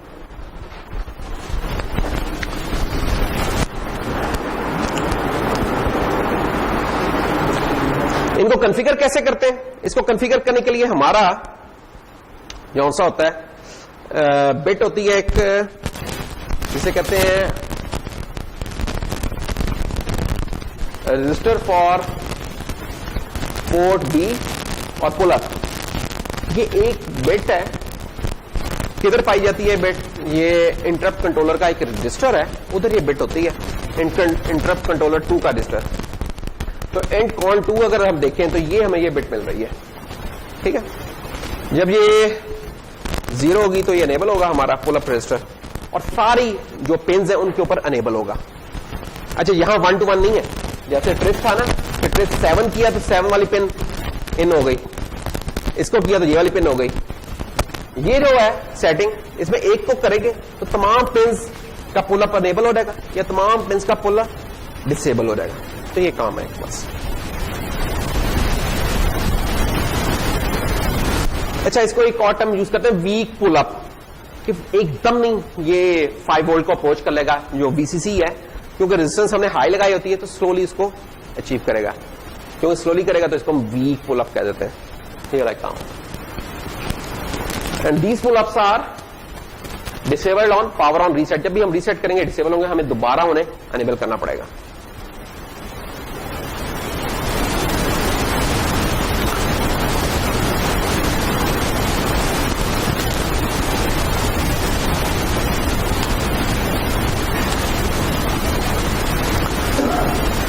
अगर कोई पूछे कि यार ये आपका जो कंट्रोलर है इसमें जो पुल अप रेजिस्टेंस है इसकी वैल्यू क्या है, रजिस्टर कही जा रहे हैं ना, तो इसकी कोई वैल्यू होगी, तो वो वैल्यू क्या है, तो ये हमें मेंशन नहीं की हुई इन्होंने। डेटा शीट के अंदर वो करंट बताते हैं कि पुल अप रेजिस्टेंस में जो करंट फ्लो करेगा वो कितना होगा, और उसको सिग्निफाई करते हैं डेटा शीट में I subscript PUR, pull up resistance, current through the pull up resistance. उसको स्पेसिफाई करते हैं that is in the order of about 2 to 300 micro ampere, इतना हो सकता है ये करंट। तो अगर 5 वोल्ट के लिए देखें तो ये ट्रांसलेट करेगा कोई 20 किलो ओहम और बियॉन्ड, कुछ इस तरह का ट्रांसलेट करेगा ये वाला हमारा।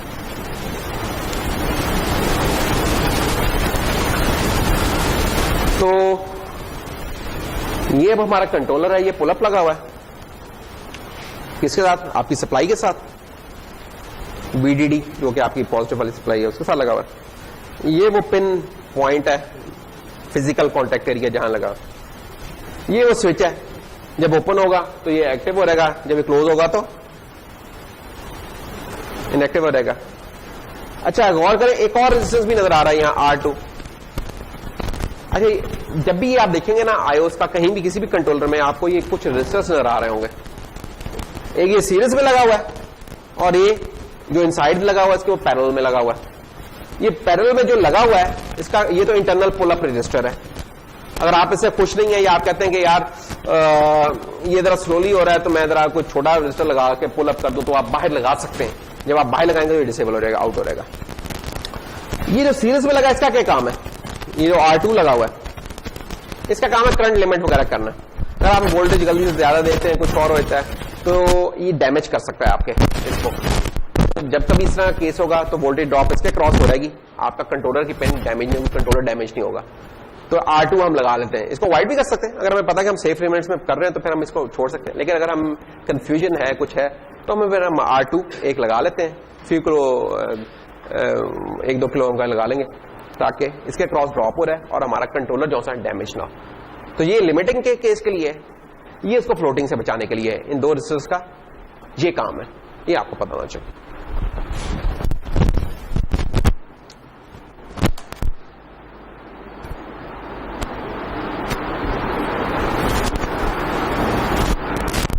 चलिए, ये पोर्ट ए भी होगी, पोर्ट बी भी होगी, पोर्ट सी पर आ गए।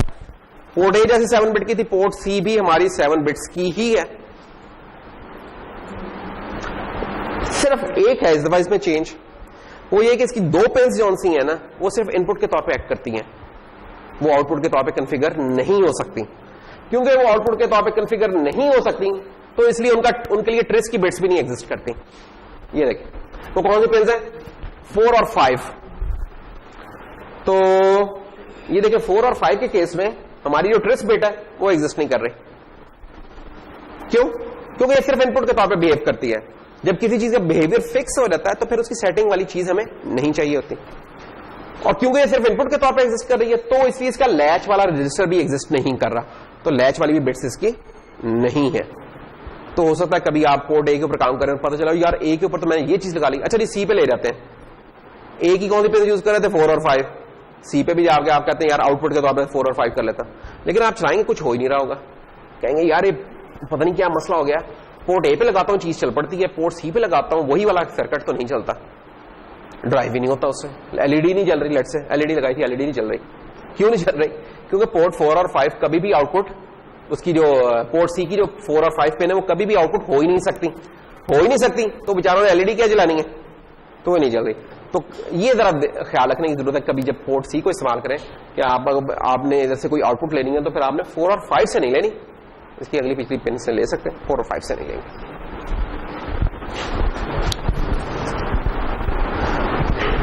अच्छा, इसका एक और पैरेलल यूज भी है, इस अल्टरनेट सॉरी कहना चाहिए यूज है इस पोर्ट सी का, वो ये कि ये पोर्ट हमारी जो कुछ सीरियल कम्युनिकेशन की हैं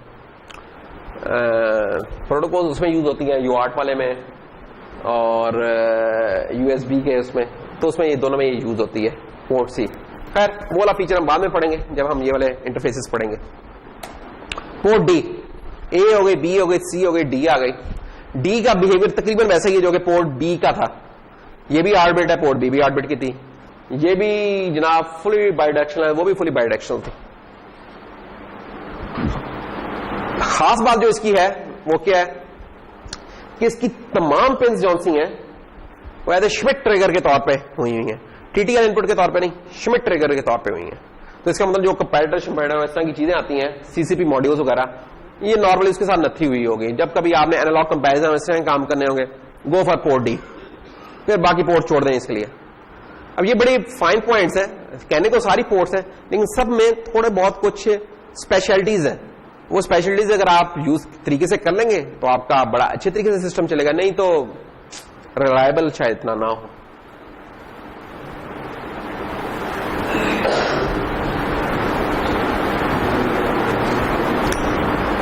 पोर्ट जो सी थी वो सीरियल कुछ कम्युनिकेशन में यूज होती थी, ये पोर्ट डी साहिबा जो सी हैं ये पैरेलल कम्युनिकेशन में यूज होती हैं कि पैरेलल आपका कुछ इंटरफेस है पैरेलल पोर्ट वाला, उसके तौर पे भी एक्ट कर सकती है।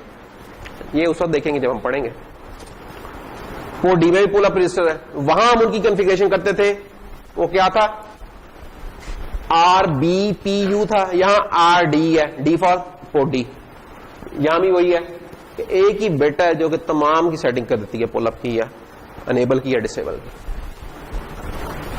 अगेन ये भी जब रीसेट होता है तो डिसेबल हो जाती हैं। ये वो पोर्ट डी के रजिस्टर्स है, मशहूर जमाना, ये सिमिलर है बिल्कुल काम, एक का कर लें बाकियों का भी वही पोर्ट, वही लैच, वही ट्रेस, सब कुछ इसमें है। बाकी के जो हैं चीजें वो एक तो पैरेलल के लिए और दूसरा फिर पोर्ट ई के लिए, वो मैं ये पोर्ट ई आ गई फाइनल, 5वीं पोर्ट इसकी। तो ए में और सी में थी 7 पिंस अवेलेबल हमारे लिए, बी और डी में अवेलेबल थी 8 पिंस, यानी कि तमाम की तमाम। सी में आके सिर्फ 4 पिंस अवेलेबल है हमारे लिए, ई में आके सॉरी। तो वो चारों बाई डायरेक्शनल है, ठीक है, ये है।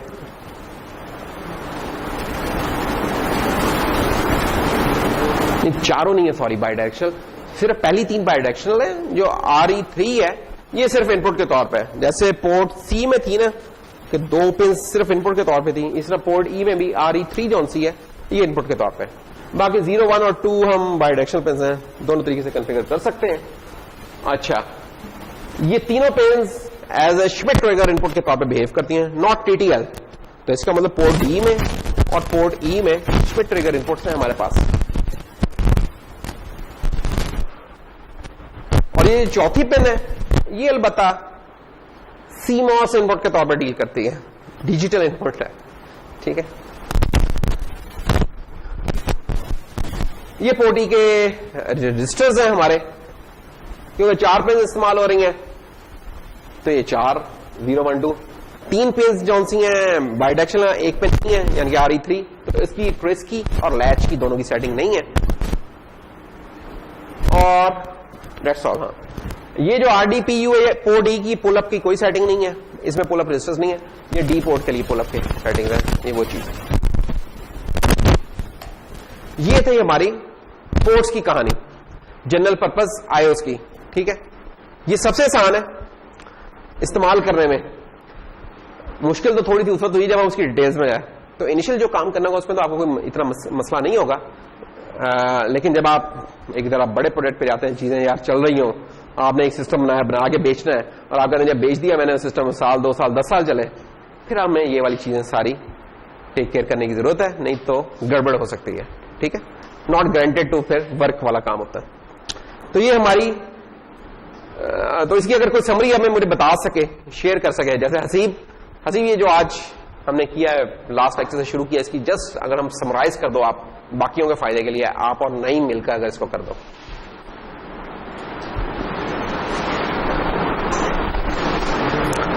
इस बहाने मैं थोड़ा सा सांस ले लूंगा और बाकियों की रिवीजन हो जाएगी।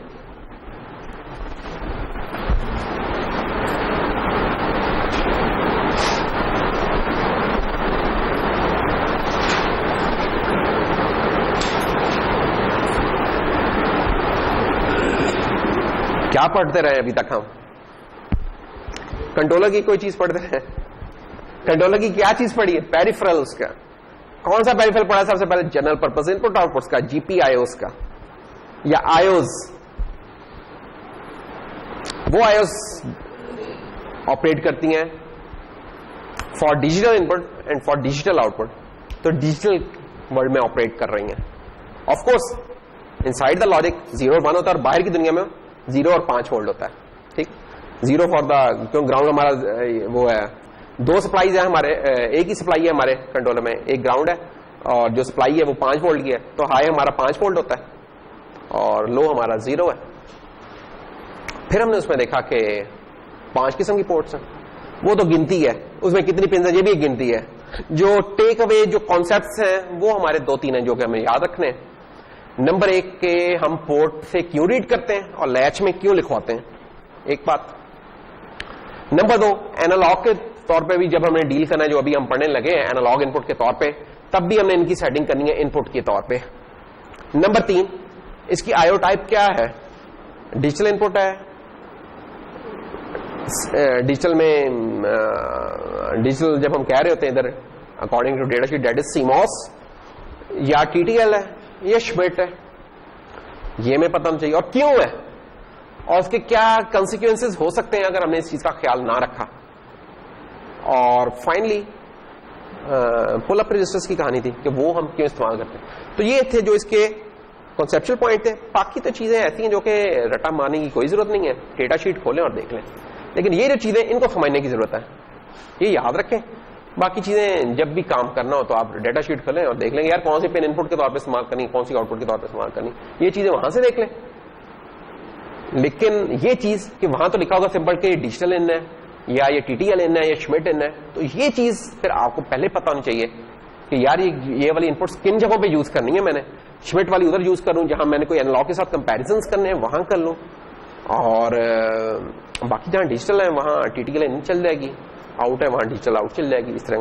तो ये हमें पहले पता होना चाहिए। और पुल अप का हमें पता होना चाहिए कि यार अगर तो हमारे स्टेट में पुश बटन वाला इस तरह कोई खाता है कि जिसमें कोई चीज कनेक्टेड होगी या कनेक्टेड ही नहीं होगी, फ्लोटिंग होगी, तो तब मुझे लाजमी तौर पे उसे किसी पुल अप वाली पोर्ट के साथ जहां पुल अप रजिस्टर्स की सपोर्ट है वहां कनेक्ट करना चाहिए। फायदा क्या होगा उसका कि मुझे बाहर से अपना पुल अप रजिस्टर नहीं लगाना पड़ेगा। ठीक है। और अगर कोई मेरी ऐसी इनपुट है जो कि डिफाइंड स्टेट या 0 भी हो सकती है और 1 भी हो सकती है, दोनों केसेस डिफाइंड होंगे, उसके एग्जिस्ट कर रहे होंगे, फ्लोटिंग स्टेट में नहीं जाएगी इनपुट, तब हमें पुल अप रजिस्टर की वहां जरूरत नहीं होती। ठीक। तो ये फिर वो केसेस कौन से बनते हैं जहां पुश बटन से इस तरह की चीजें आ जाती हैं, वहां फिर हम पुल अप रजिस्टर्स वाली पोर्ट यूज कर लेंगे, दूसरे केस में हम नहीं करेंगे। ये थी, बाकी तो स्पेक्स है उसकी, वो आप करते रहेंगे। और इसकी प्रोग्रामिंग कौन सी है, जस्ट क्योंकि आपने ज्यादा प्रोग्रामिंग करनी है, प्रोग्रामिंग के लिए आपकी यही 3 लाइनें हैं, यानी बस हाँ पोर्ट का नाम चेंज हो रहा करेगा, यार पोर्ट डी ट्रिस डी हो रहेगा और उसकी ट्रिस D1 हो रहेगा। ठीक है, ये चीज चेंज हो रहेगी, ए की बजाय डी हो रहेगी या बी हो रहेगी, और नंबर हो रहेगा कि जो आपने एग्जैक्ट एक्चुअली लगाया होगा। ये 3 लाइनों के अलावा कोई प्रोग्राम नहीं है जीपीआई को, मजीद इन्हीं को इस्तेमाल करना। ये कॉन्फ़िगरेशन है, 1 लाइन, 3 भी क्या मुझे 1 लाइन कहनी चाहिए, यानी कि इस तरह कहना चाहिए कि ये कॉन्फ़िगरेशन की लाइन है, अगर रीड करना है तो पोर्ट ए से करना है, राइट करना है तो लैच पे करना है, दैट्स ऑल। ये 3 चीजें याद रखने की हैं। अब हम आगे जो इंटरफेसेस देखेंगे उसमें हम देखेंगे कि बहुत सारी सेटिंग्स होती हैं। इसकी तो सिर्फ एक सेटिंग थी डायरेक्शन की, बाकी जब केसेस देखेंगे उसमें और भी होती हैं। चलें एक क्विज क्वेश्चन लेट से, अगर हम कहें हम अपने पोर्ट बी का क्या क्या कॉन्फ़िगर कर सकते हैं। पोर्ट बी का मैं यानी कि क्वेश्चन बनाऊं अभी कि यार मैं चाहता हूं कि पोर्ट बी के पिन नंबर 3 को मैं कॉन्फ़िगर करना चाहता हूं तो मुझे इसकी क्या क्या सेटिंग कर सकता हूं, ये नहीं कि मैं क्या करूंगा, मैं क्या क्या सेटिंग कर सकता हूं इसकी। अनवर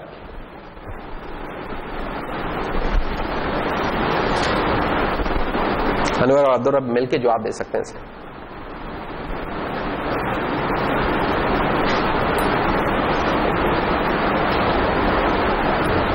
अभी ये देखो सामने तो नजर आ रही है, कोई इसमें छुपी हुई बात तो नहीं है। एक तो डायरेक्शन की सेटिंग कर सकते हैं, और नंबर 2 बोर्ड बी और डी के केस में पुल अप रेजिस्टेंस है, उनकी सेटिंग हो रहेगी। अगर हम अनेबल करना चाहते हैं तो वो वाली बिट हमें अनेबल करनी होगी। ठीक है, तो ये 2 सेटिंग्स, मैक्सिमम 2 सेटिंग्स, ज्यादातर तो एक ही सेटिंग है डायरेक्शन की, लेकिन जहां पुल अप रेजिस्टेंस है वहां शायद हम किसी केस में अनेबल करना चाहें तो फिर हमें उसकी भी सेटिंग करनी होगी। आरबीपीयू है जैसे ये है, और ये आरबीपीयू कहां पाया जा रहा है, इंट कॉन 2 में। तो हम इसको कैसे सेट करेंगे, हम इसको कह देंगे जैसे ये लिख रहे थे, हम लिख देंगे let's say int con 2 bits dot RBPU equal to 0 लें जी। ये सेटिंग हो गई हमारी, डेट्स ऑल। 1 कर देंगे तो वो हो जाएगा उल्टा। तो ये हमारी जीपीआईओ की एक थी कहानी। अब हम इससे आगे निकलते हैं, क्योंकि ये वाली चीज तो वैसे ही बंदे को आ जाती होती है। आज का लेक्चर तो अब शुरू हुआ है बेसिकली, ये तो पिछले हफ्ते का था पेंडिंग काम, क्विज था ना, उसकी वजह से हमें जल्दी खत्म करना पड़ गया था। असल काम तो आज का अब शुरू हो रहा है। अच्छा, सिंपल इवन आपने जीपीआईओ वाला भी काम कर लिया, इससे भी अगर आपने नोट करें तो आप काफी इंटरेस्टिंग काम कर सकते हैं, ऑटोमेशन काफी सारी कर सकते हैं। ये जैसे बर्गलर अलार्म था सिस्टम, ये आपने बना लिया। मोटर ऑन ऑफ करनी है, कोई इस तरह का सिस्टम बना लिया। लाइन ट्रैकिंग रोबोट बनाना है, वो बना लें आप, वो भी हो जाएगा। ठीक है, तो काफी सारे काम तो अभी भी हो सकते हैं, सिर्फ ये एक चीज जो अभी हमने जनरल पर इनपुट आउटपुट पढ़ी है। ठीक, अब ये जो अगली चीज करने जा रहे हैं, ADC analogue to digital converter, DSP पढ़ लिया आप लोगों ने, शुरू कर दी है? किस चैप्टर पे पहुंचे हो?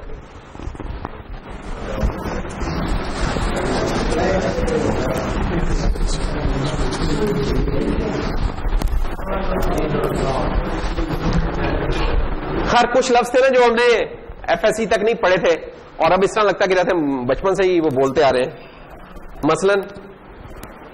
मसलन सिंक्रोनस है ना, ये तो कर ही लिया होगा, मोटर से पढ़ ली है ना मशीन्स। देखो सिंक्रोनस का लफ्ज पहले शायद कभी इस तरह इस्तेमाल नहीं किया होगा, सिंक्रोनस ए सिंक्रोनस, और कौन से लफ्ज थे? ट्रांसिस्टर तो पता था, एफएससी में भी पता था आपको। क्या बिट्स वगैरह की, बिट्स का नाम इतना यूज नहीं करते कि बिट या ये वो, मेरा ख्याल में बिट बाइट इतना नहीं करते थे, लेकिन अब तो पढ़ता ही रहता है पाला उससे। इसी तरह ये एक दोस्त है एडीसी, और इसका एक और उल्टा कजन है डैक। डैक होता है डिजिटल टू एनालॉग कन्वर्टर, और ये होता है एनालॉग टू डिजिटल कन्वर्टर। ये 2 चीजें, ये बहुत ही इंपॉर्टेंट चीजें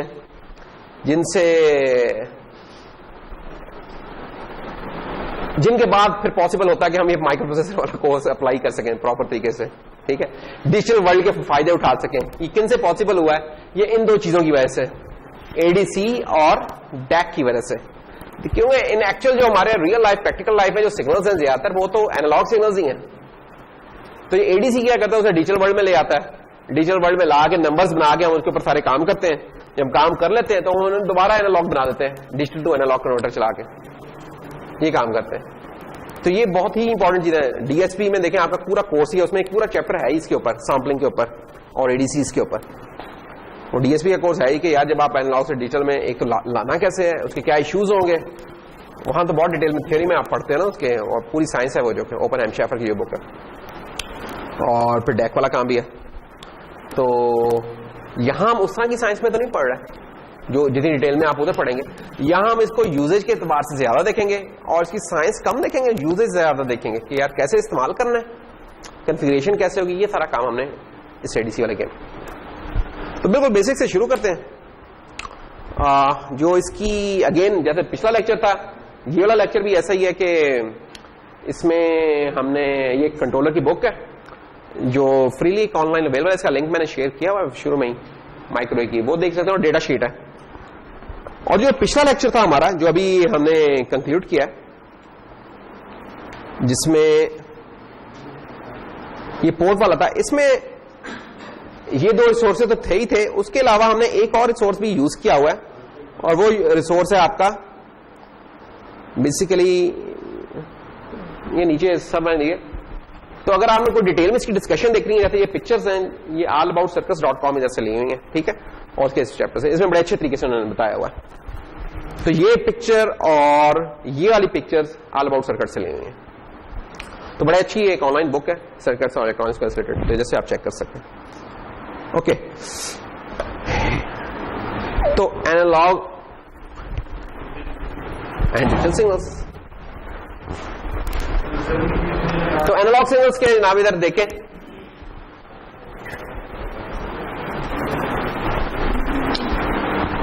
क्यों नहीं, वैसे तो कैप्शन इस पे किया हुआ है, लेकिन अगर कभी कैप्शन ना भी किया हो तो function defined over every instant of time is normally आपका एनालॉग सिग्नल होगा, ठीक है। तो ये हमारा एक एनालॉग सिग्नल है जनाब।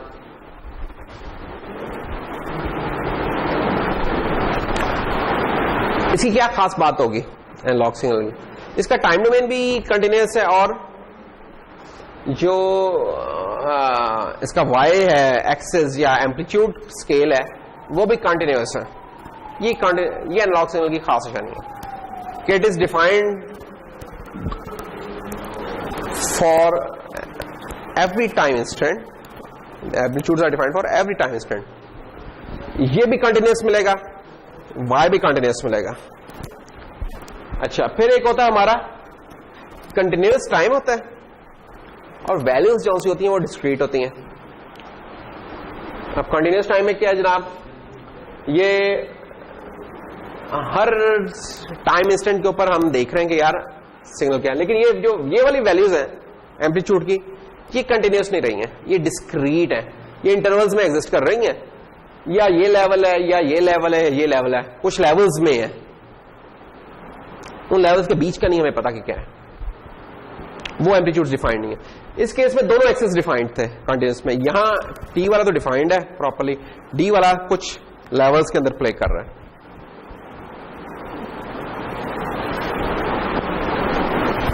Discrete time continuous values. अब इस केस में क्या हो रहा है कि आपको टाइम के कुछ फिक्स इंटरवल्स में पता है कि वैल्यू क्या है, उसके बीच में क्या है आपको नहीं पता, फिक्स इंटरवल्स पे पता है। अच्छा, वो जो वैल्यू है वो कंटिन्यूअस है, it can be any real number. अरे जब हम कंटिन्यूअस कहेंगे ना तो आप समझे कि रियल नंबर है। ये रियल नंबर क्या रहेगा, 1, 1.1, 1.11, 1.111, जिस अंदर घुसते जाए, स्काई इज द लिमिट, यानी कि आप कुछ भी ले सकते कि 1.2, 3, 4, 5, 6, 7, जिस रेजोल्यूशन पे आप जान रहे हैं, कंटिन्यूअस है। लेकिन यहां क्या है, 1, 2, 3, 4, बीच में क्या है कुछ नहीं पता, लेकिन एम्पलीट्यूड का पता है हमें। Amplitude is again a real number, it can B 2, it can B 2.134, it can B 3.67, it can B -3.456, कुछ भी हो सकता है। ये इंटरवल्स में नहीं टूटा, लेवल्स में नहीं टूटा हुआ, ये कुछ भी हो सकती है इसकी रेंज। और जो डिजिटल सिग्नल है, डिजिटल सिग्नल में खैर टाइम का कॉन्सेप्ट वैसे निकल जाता है, टाइम होता ही नहीं उधर, that is in just an index. Time जिस तरीके से हम सोच रहे होते हैं वो नहीं होता, इक्विवेलेंट स्टेट में उसका इंडेक्स होता है, टाइम का उधर से निकल चुका होता है। और जो एम्पलीट्यूड है वो भी, जैसे ये डिस्क्रीट था, इस तरह एम्पलीट्यूड भी डिस्क्रीट होता है, डिस्क्रीट लेवल्स पे एग्जिस्ट करता है, कंटिन्यूअस नहीं होता है।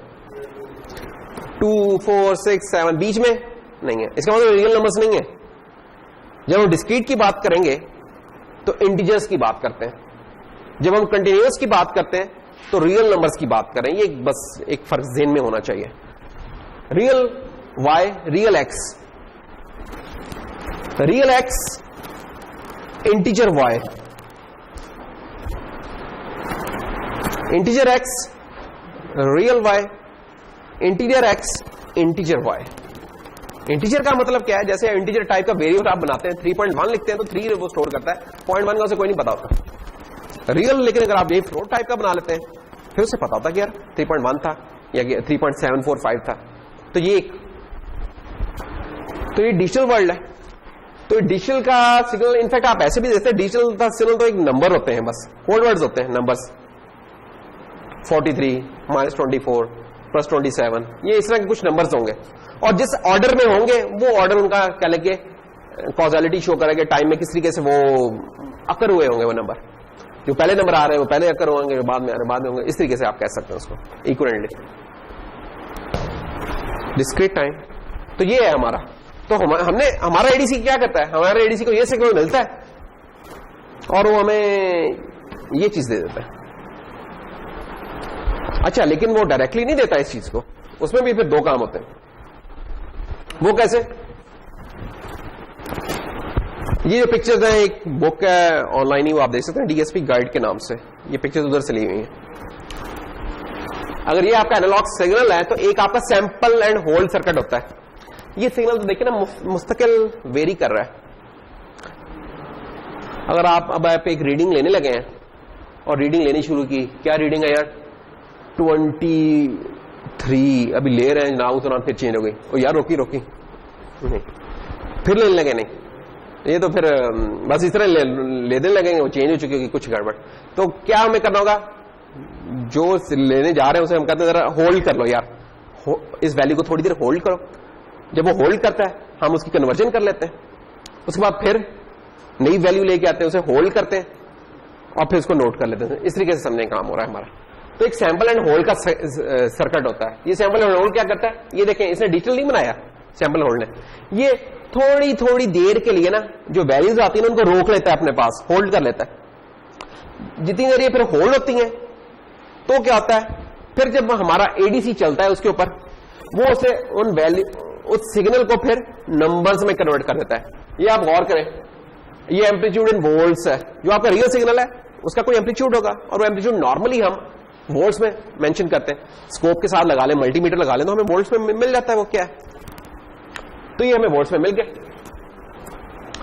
जब हमने सैंपल एंड होल्ड सर्किट लगाया, इसमें क्या हो रहा है, ये सैंपल एंड होल्ड सर्किट क्या होता है, बेसिकली कैपेसिटर सा एक होता है जो कि चार्ज होता है। जब चार्ज होता है तो हम उसका पाथ ब्रेक कर देते हैं पीछे, और फिर उस चार्ज से हम वो कह लें कि उधर से आगे एडीसी का हमारा एक्शन में आता है सर्किट। इस तरीके से होता है, कुछ नहीं, कोई लंबी चौड़ी साइंस नहीं होती। यहां क्या है, अभी भी एम्पलीट्यूड हमारा ये उसी तरह कंटिन्यूस ही है, देख सकते हैं। यहां जब आए तो देखें हमारे रियल एक्सिस भी चेंज हो गया, ये भी चेंज हो गया। अब हम इसको टाइम नहीं कह रहे इस चीज को, हम इसको कह रहे हैं सैंपल नंबर। सैंपल नंबर 0 है, 1 है, 2 है, 3 है, ये सैंपल्स हैं हमारे। और डिजिटल में भी वोल्टेज का कॉन्सेप्ट खत्म हो चुका है। क्यों? अब हमारे पास कोई इक्विवेलेंट उसकी डिजिटल रिप्रेजेंटेशन है, कुछ नंबर्स हैं 3005, 3010, 15, इसके दरमियान कुछ नंबर है। ये 3014 है शायद, ये 12 है, ये 10 है, इस तरीके से। तो ये देखिए ट्रांसफॉर्मेशन क्या हुई है, वोल्ट टाइम से नंबर्स, और ये भी नंबर्स में आ गए हैं, डिजिटल वर्ल्ड में आ चुके हैं। ये पूरी इसकी जो साइंस है आप डीएसपी में पढ़ेंगे, हम इससे आगे चलते हैं, ठीक है। हम इसको इस्तेमाल में जाते हैं।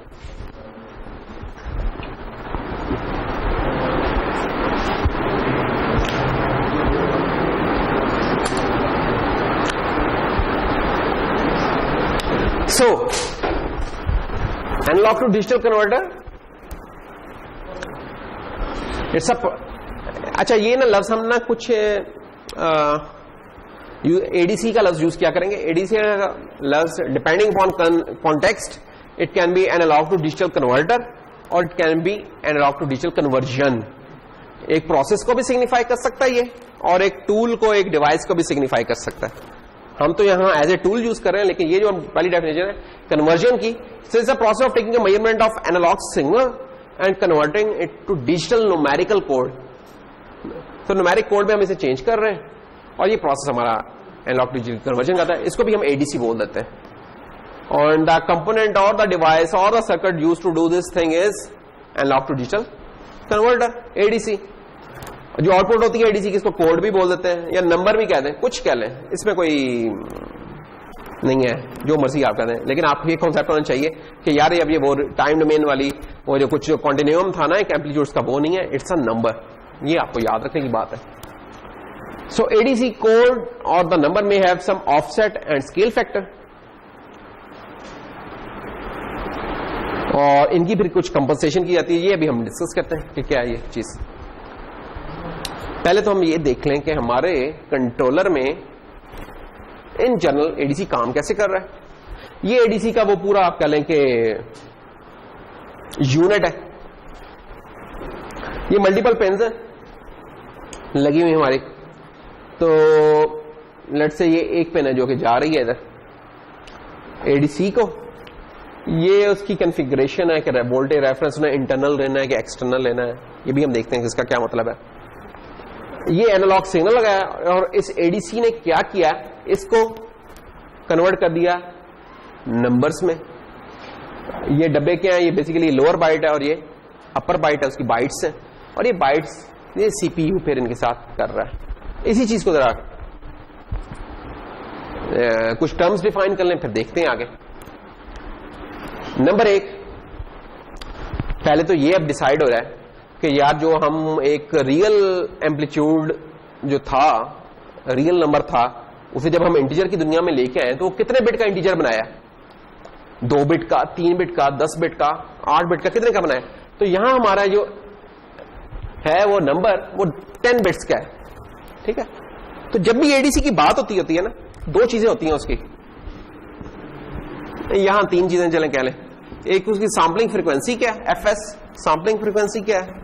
नंबर 2 सैंपल रेजोल्यूशन क्या है उसकी। और फिर एक और चीज भी है जो इतनी बहुत इंपॉर्टेंट नहीं है, चैनल्स कितने हैं उसके, कितनी लाइंस हैं जिनको हम एडीसी की जो पैरेलल कन्वर्जन, कितने एनालॉग सिग्नल्स की हम कर सकते हैं।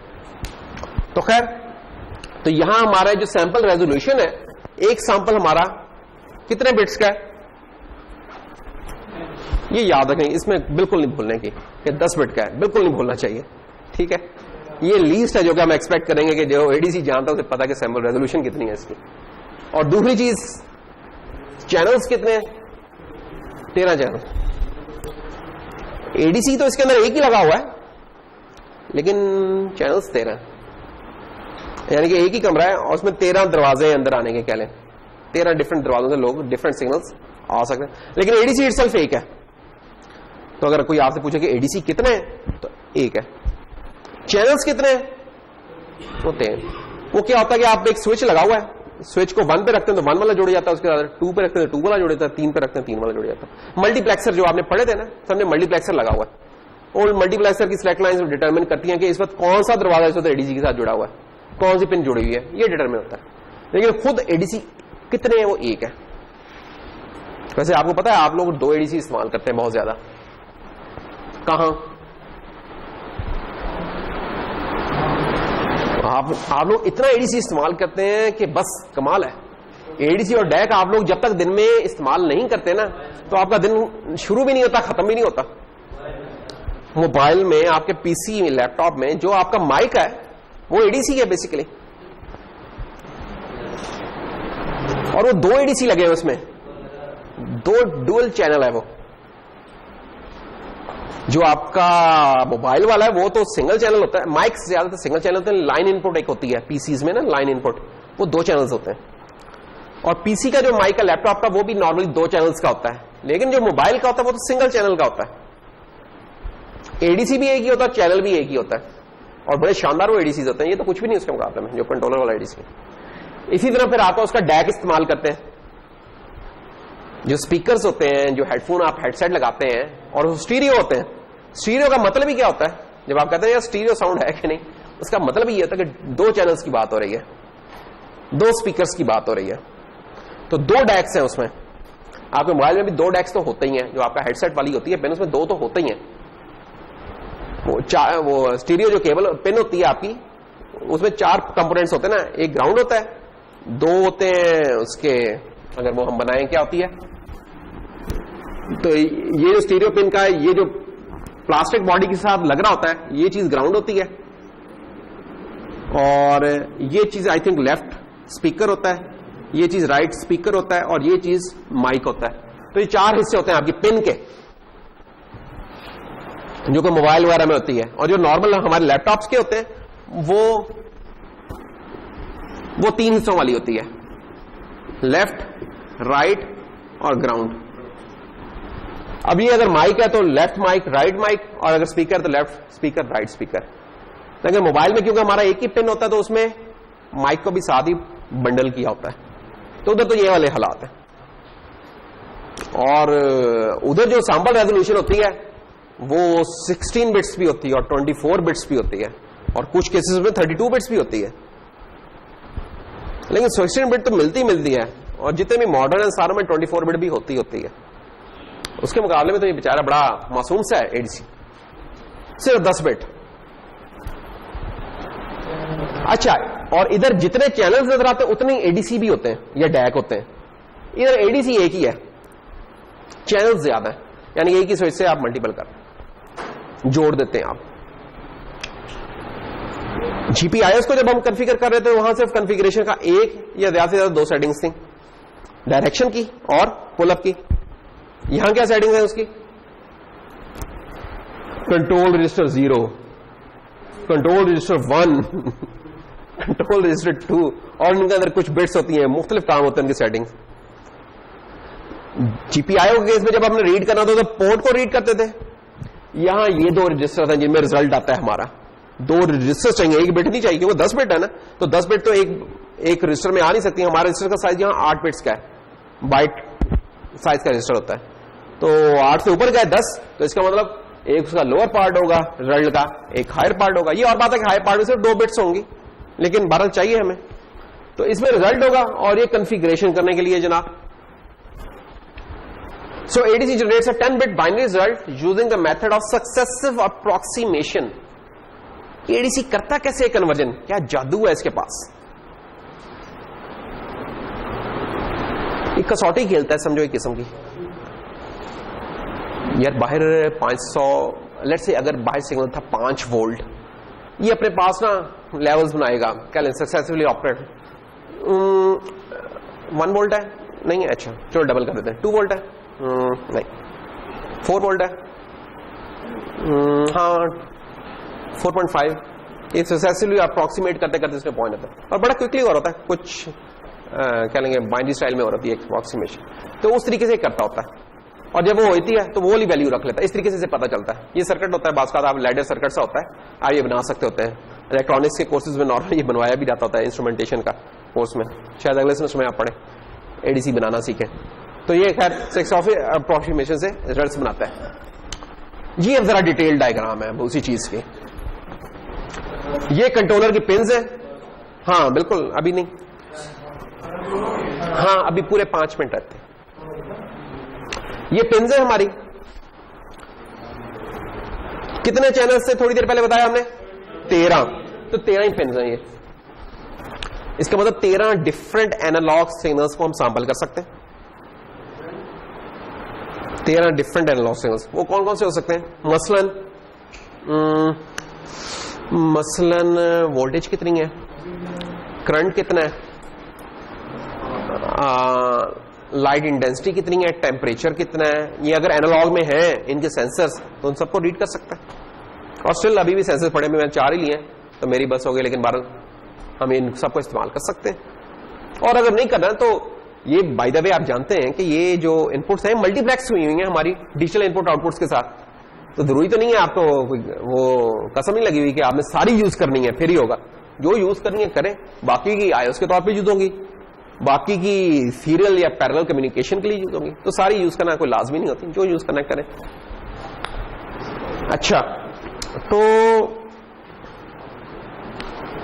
कैसे पता चलेगा कि कौन कौन सी पिन्स अवेलेबल है? वो जनाब फिर हमारा एक कंट्रोल रजिस्टर होगा जो कि चैनल को सेलेक्ट किया करेगा, कौन कौन से चैनल सेलेक्टेड है।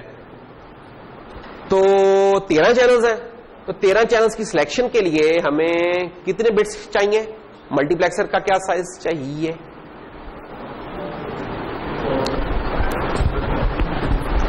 चले इससे आना है ना, ये मुश्किल हो गया।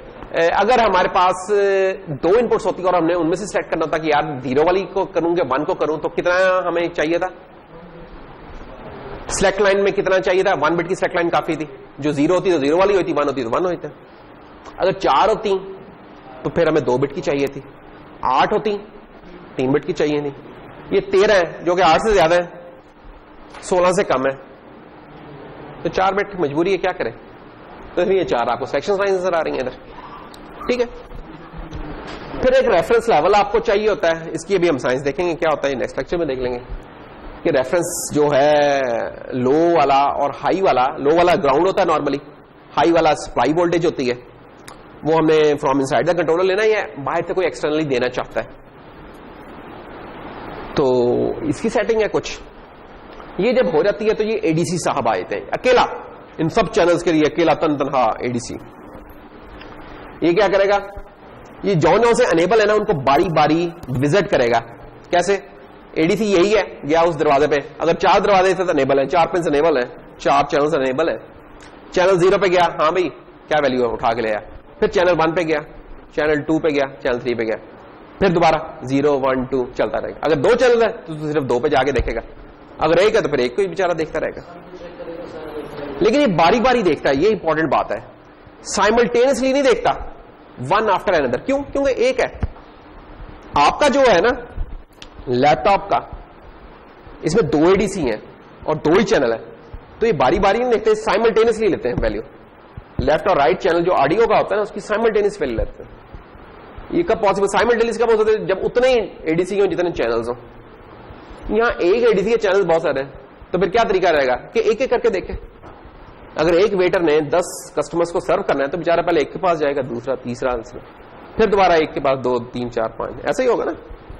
लेकिन अगर 10 ही वेटर्स होते फिर सबको हम एट द सेम टाइम सर्व कर सकते थे। तो ये सिंगल वेटर एंड 10 कस्टमर्स और 13 कस्टमर्स हैं, तो ये जनाब एडीसी लिया, एडीसी ने जो रिजल्ट आया उसको उसने जस्टिफाई करना होता है।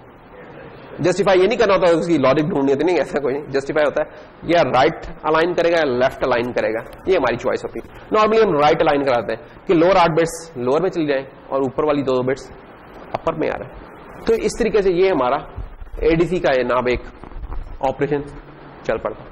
पिछली जरा रंगीन सी तस्वीर थी, ये जरा सादा सी है, लेकिन इसमें जरा थोड़ा सा और अब हम जूम इन करते जा रहे हैं। यहां देखें, ये वो कॉम्बिनेशन है कि 13वें चैनल का कॉम्बिनेशन स्लैक लाइन पे क्या होगी चीज, 11 के लिए क्या होगी, 10 के लिए क्या होगी, ये एग्जैक्ट कोड्स हमने बता दिए कि जब ये होंगे तो ये वाली चीज, ये वाला स्विच इनेबल होगा, जो हुआ होगा वो स्विच जुड़ जाएगा, ऑन हो जाएगा। बाकी तो वही है, बाकी उसमें कोई इतना। तो इंशाल्लाह फिर कल की क्लास में इधर से शुरू करेंगे, दैट्स ऑल। और पीसीबी का आप लोगों के कोई इश्यूज आ रहे हैं, पता नहीं क्या आ रहे हैं। तो एक तो लोग ये करें पीडीएफ से प्रिंट निकालें, या पीडीएफ से प्रिंट नहीं निकालना, आपको प्रोडल का सॉफ्टवेयर दिया हुआ है, आप उससे प्रिंट निकालें। पीडीएफ से निकालेंगे गड़बड़ हो जाएगी, ठीक है। उसमें ट्रैक कोई ज्यादा बिट्स उसकी ज्यादा होती है, कम हो सकती है, इश्यू हो जाएगा। नंबर तो सैंपल्स दे दिए, नजीर को दे दिए, नजीर का क्लास में नहीं नजर आ रहा है, तो लिखा है जिनके पास भी हो तो सैंपल्स उनसे जाके दिखाइएगा, ले लीजिएगा। और जिसको कोई स्टिल कंफ्यूजन हो वो आके देख ले हमारे पास इस पीसीबी को और काम कर ले, ठीक है। सो दैट्स ऑल जी, थैंक यू।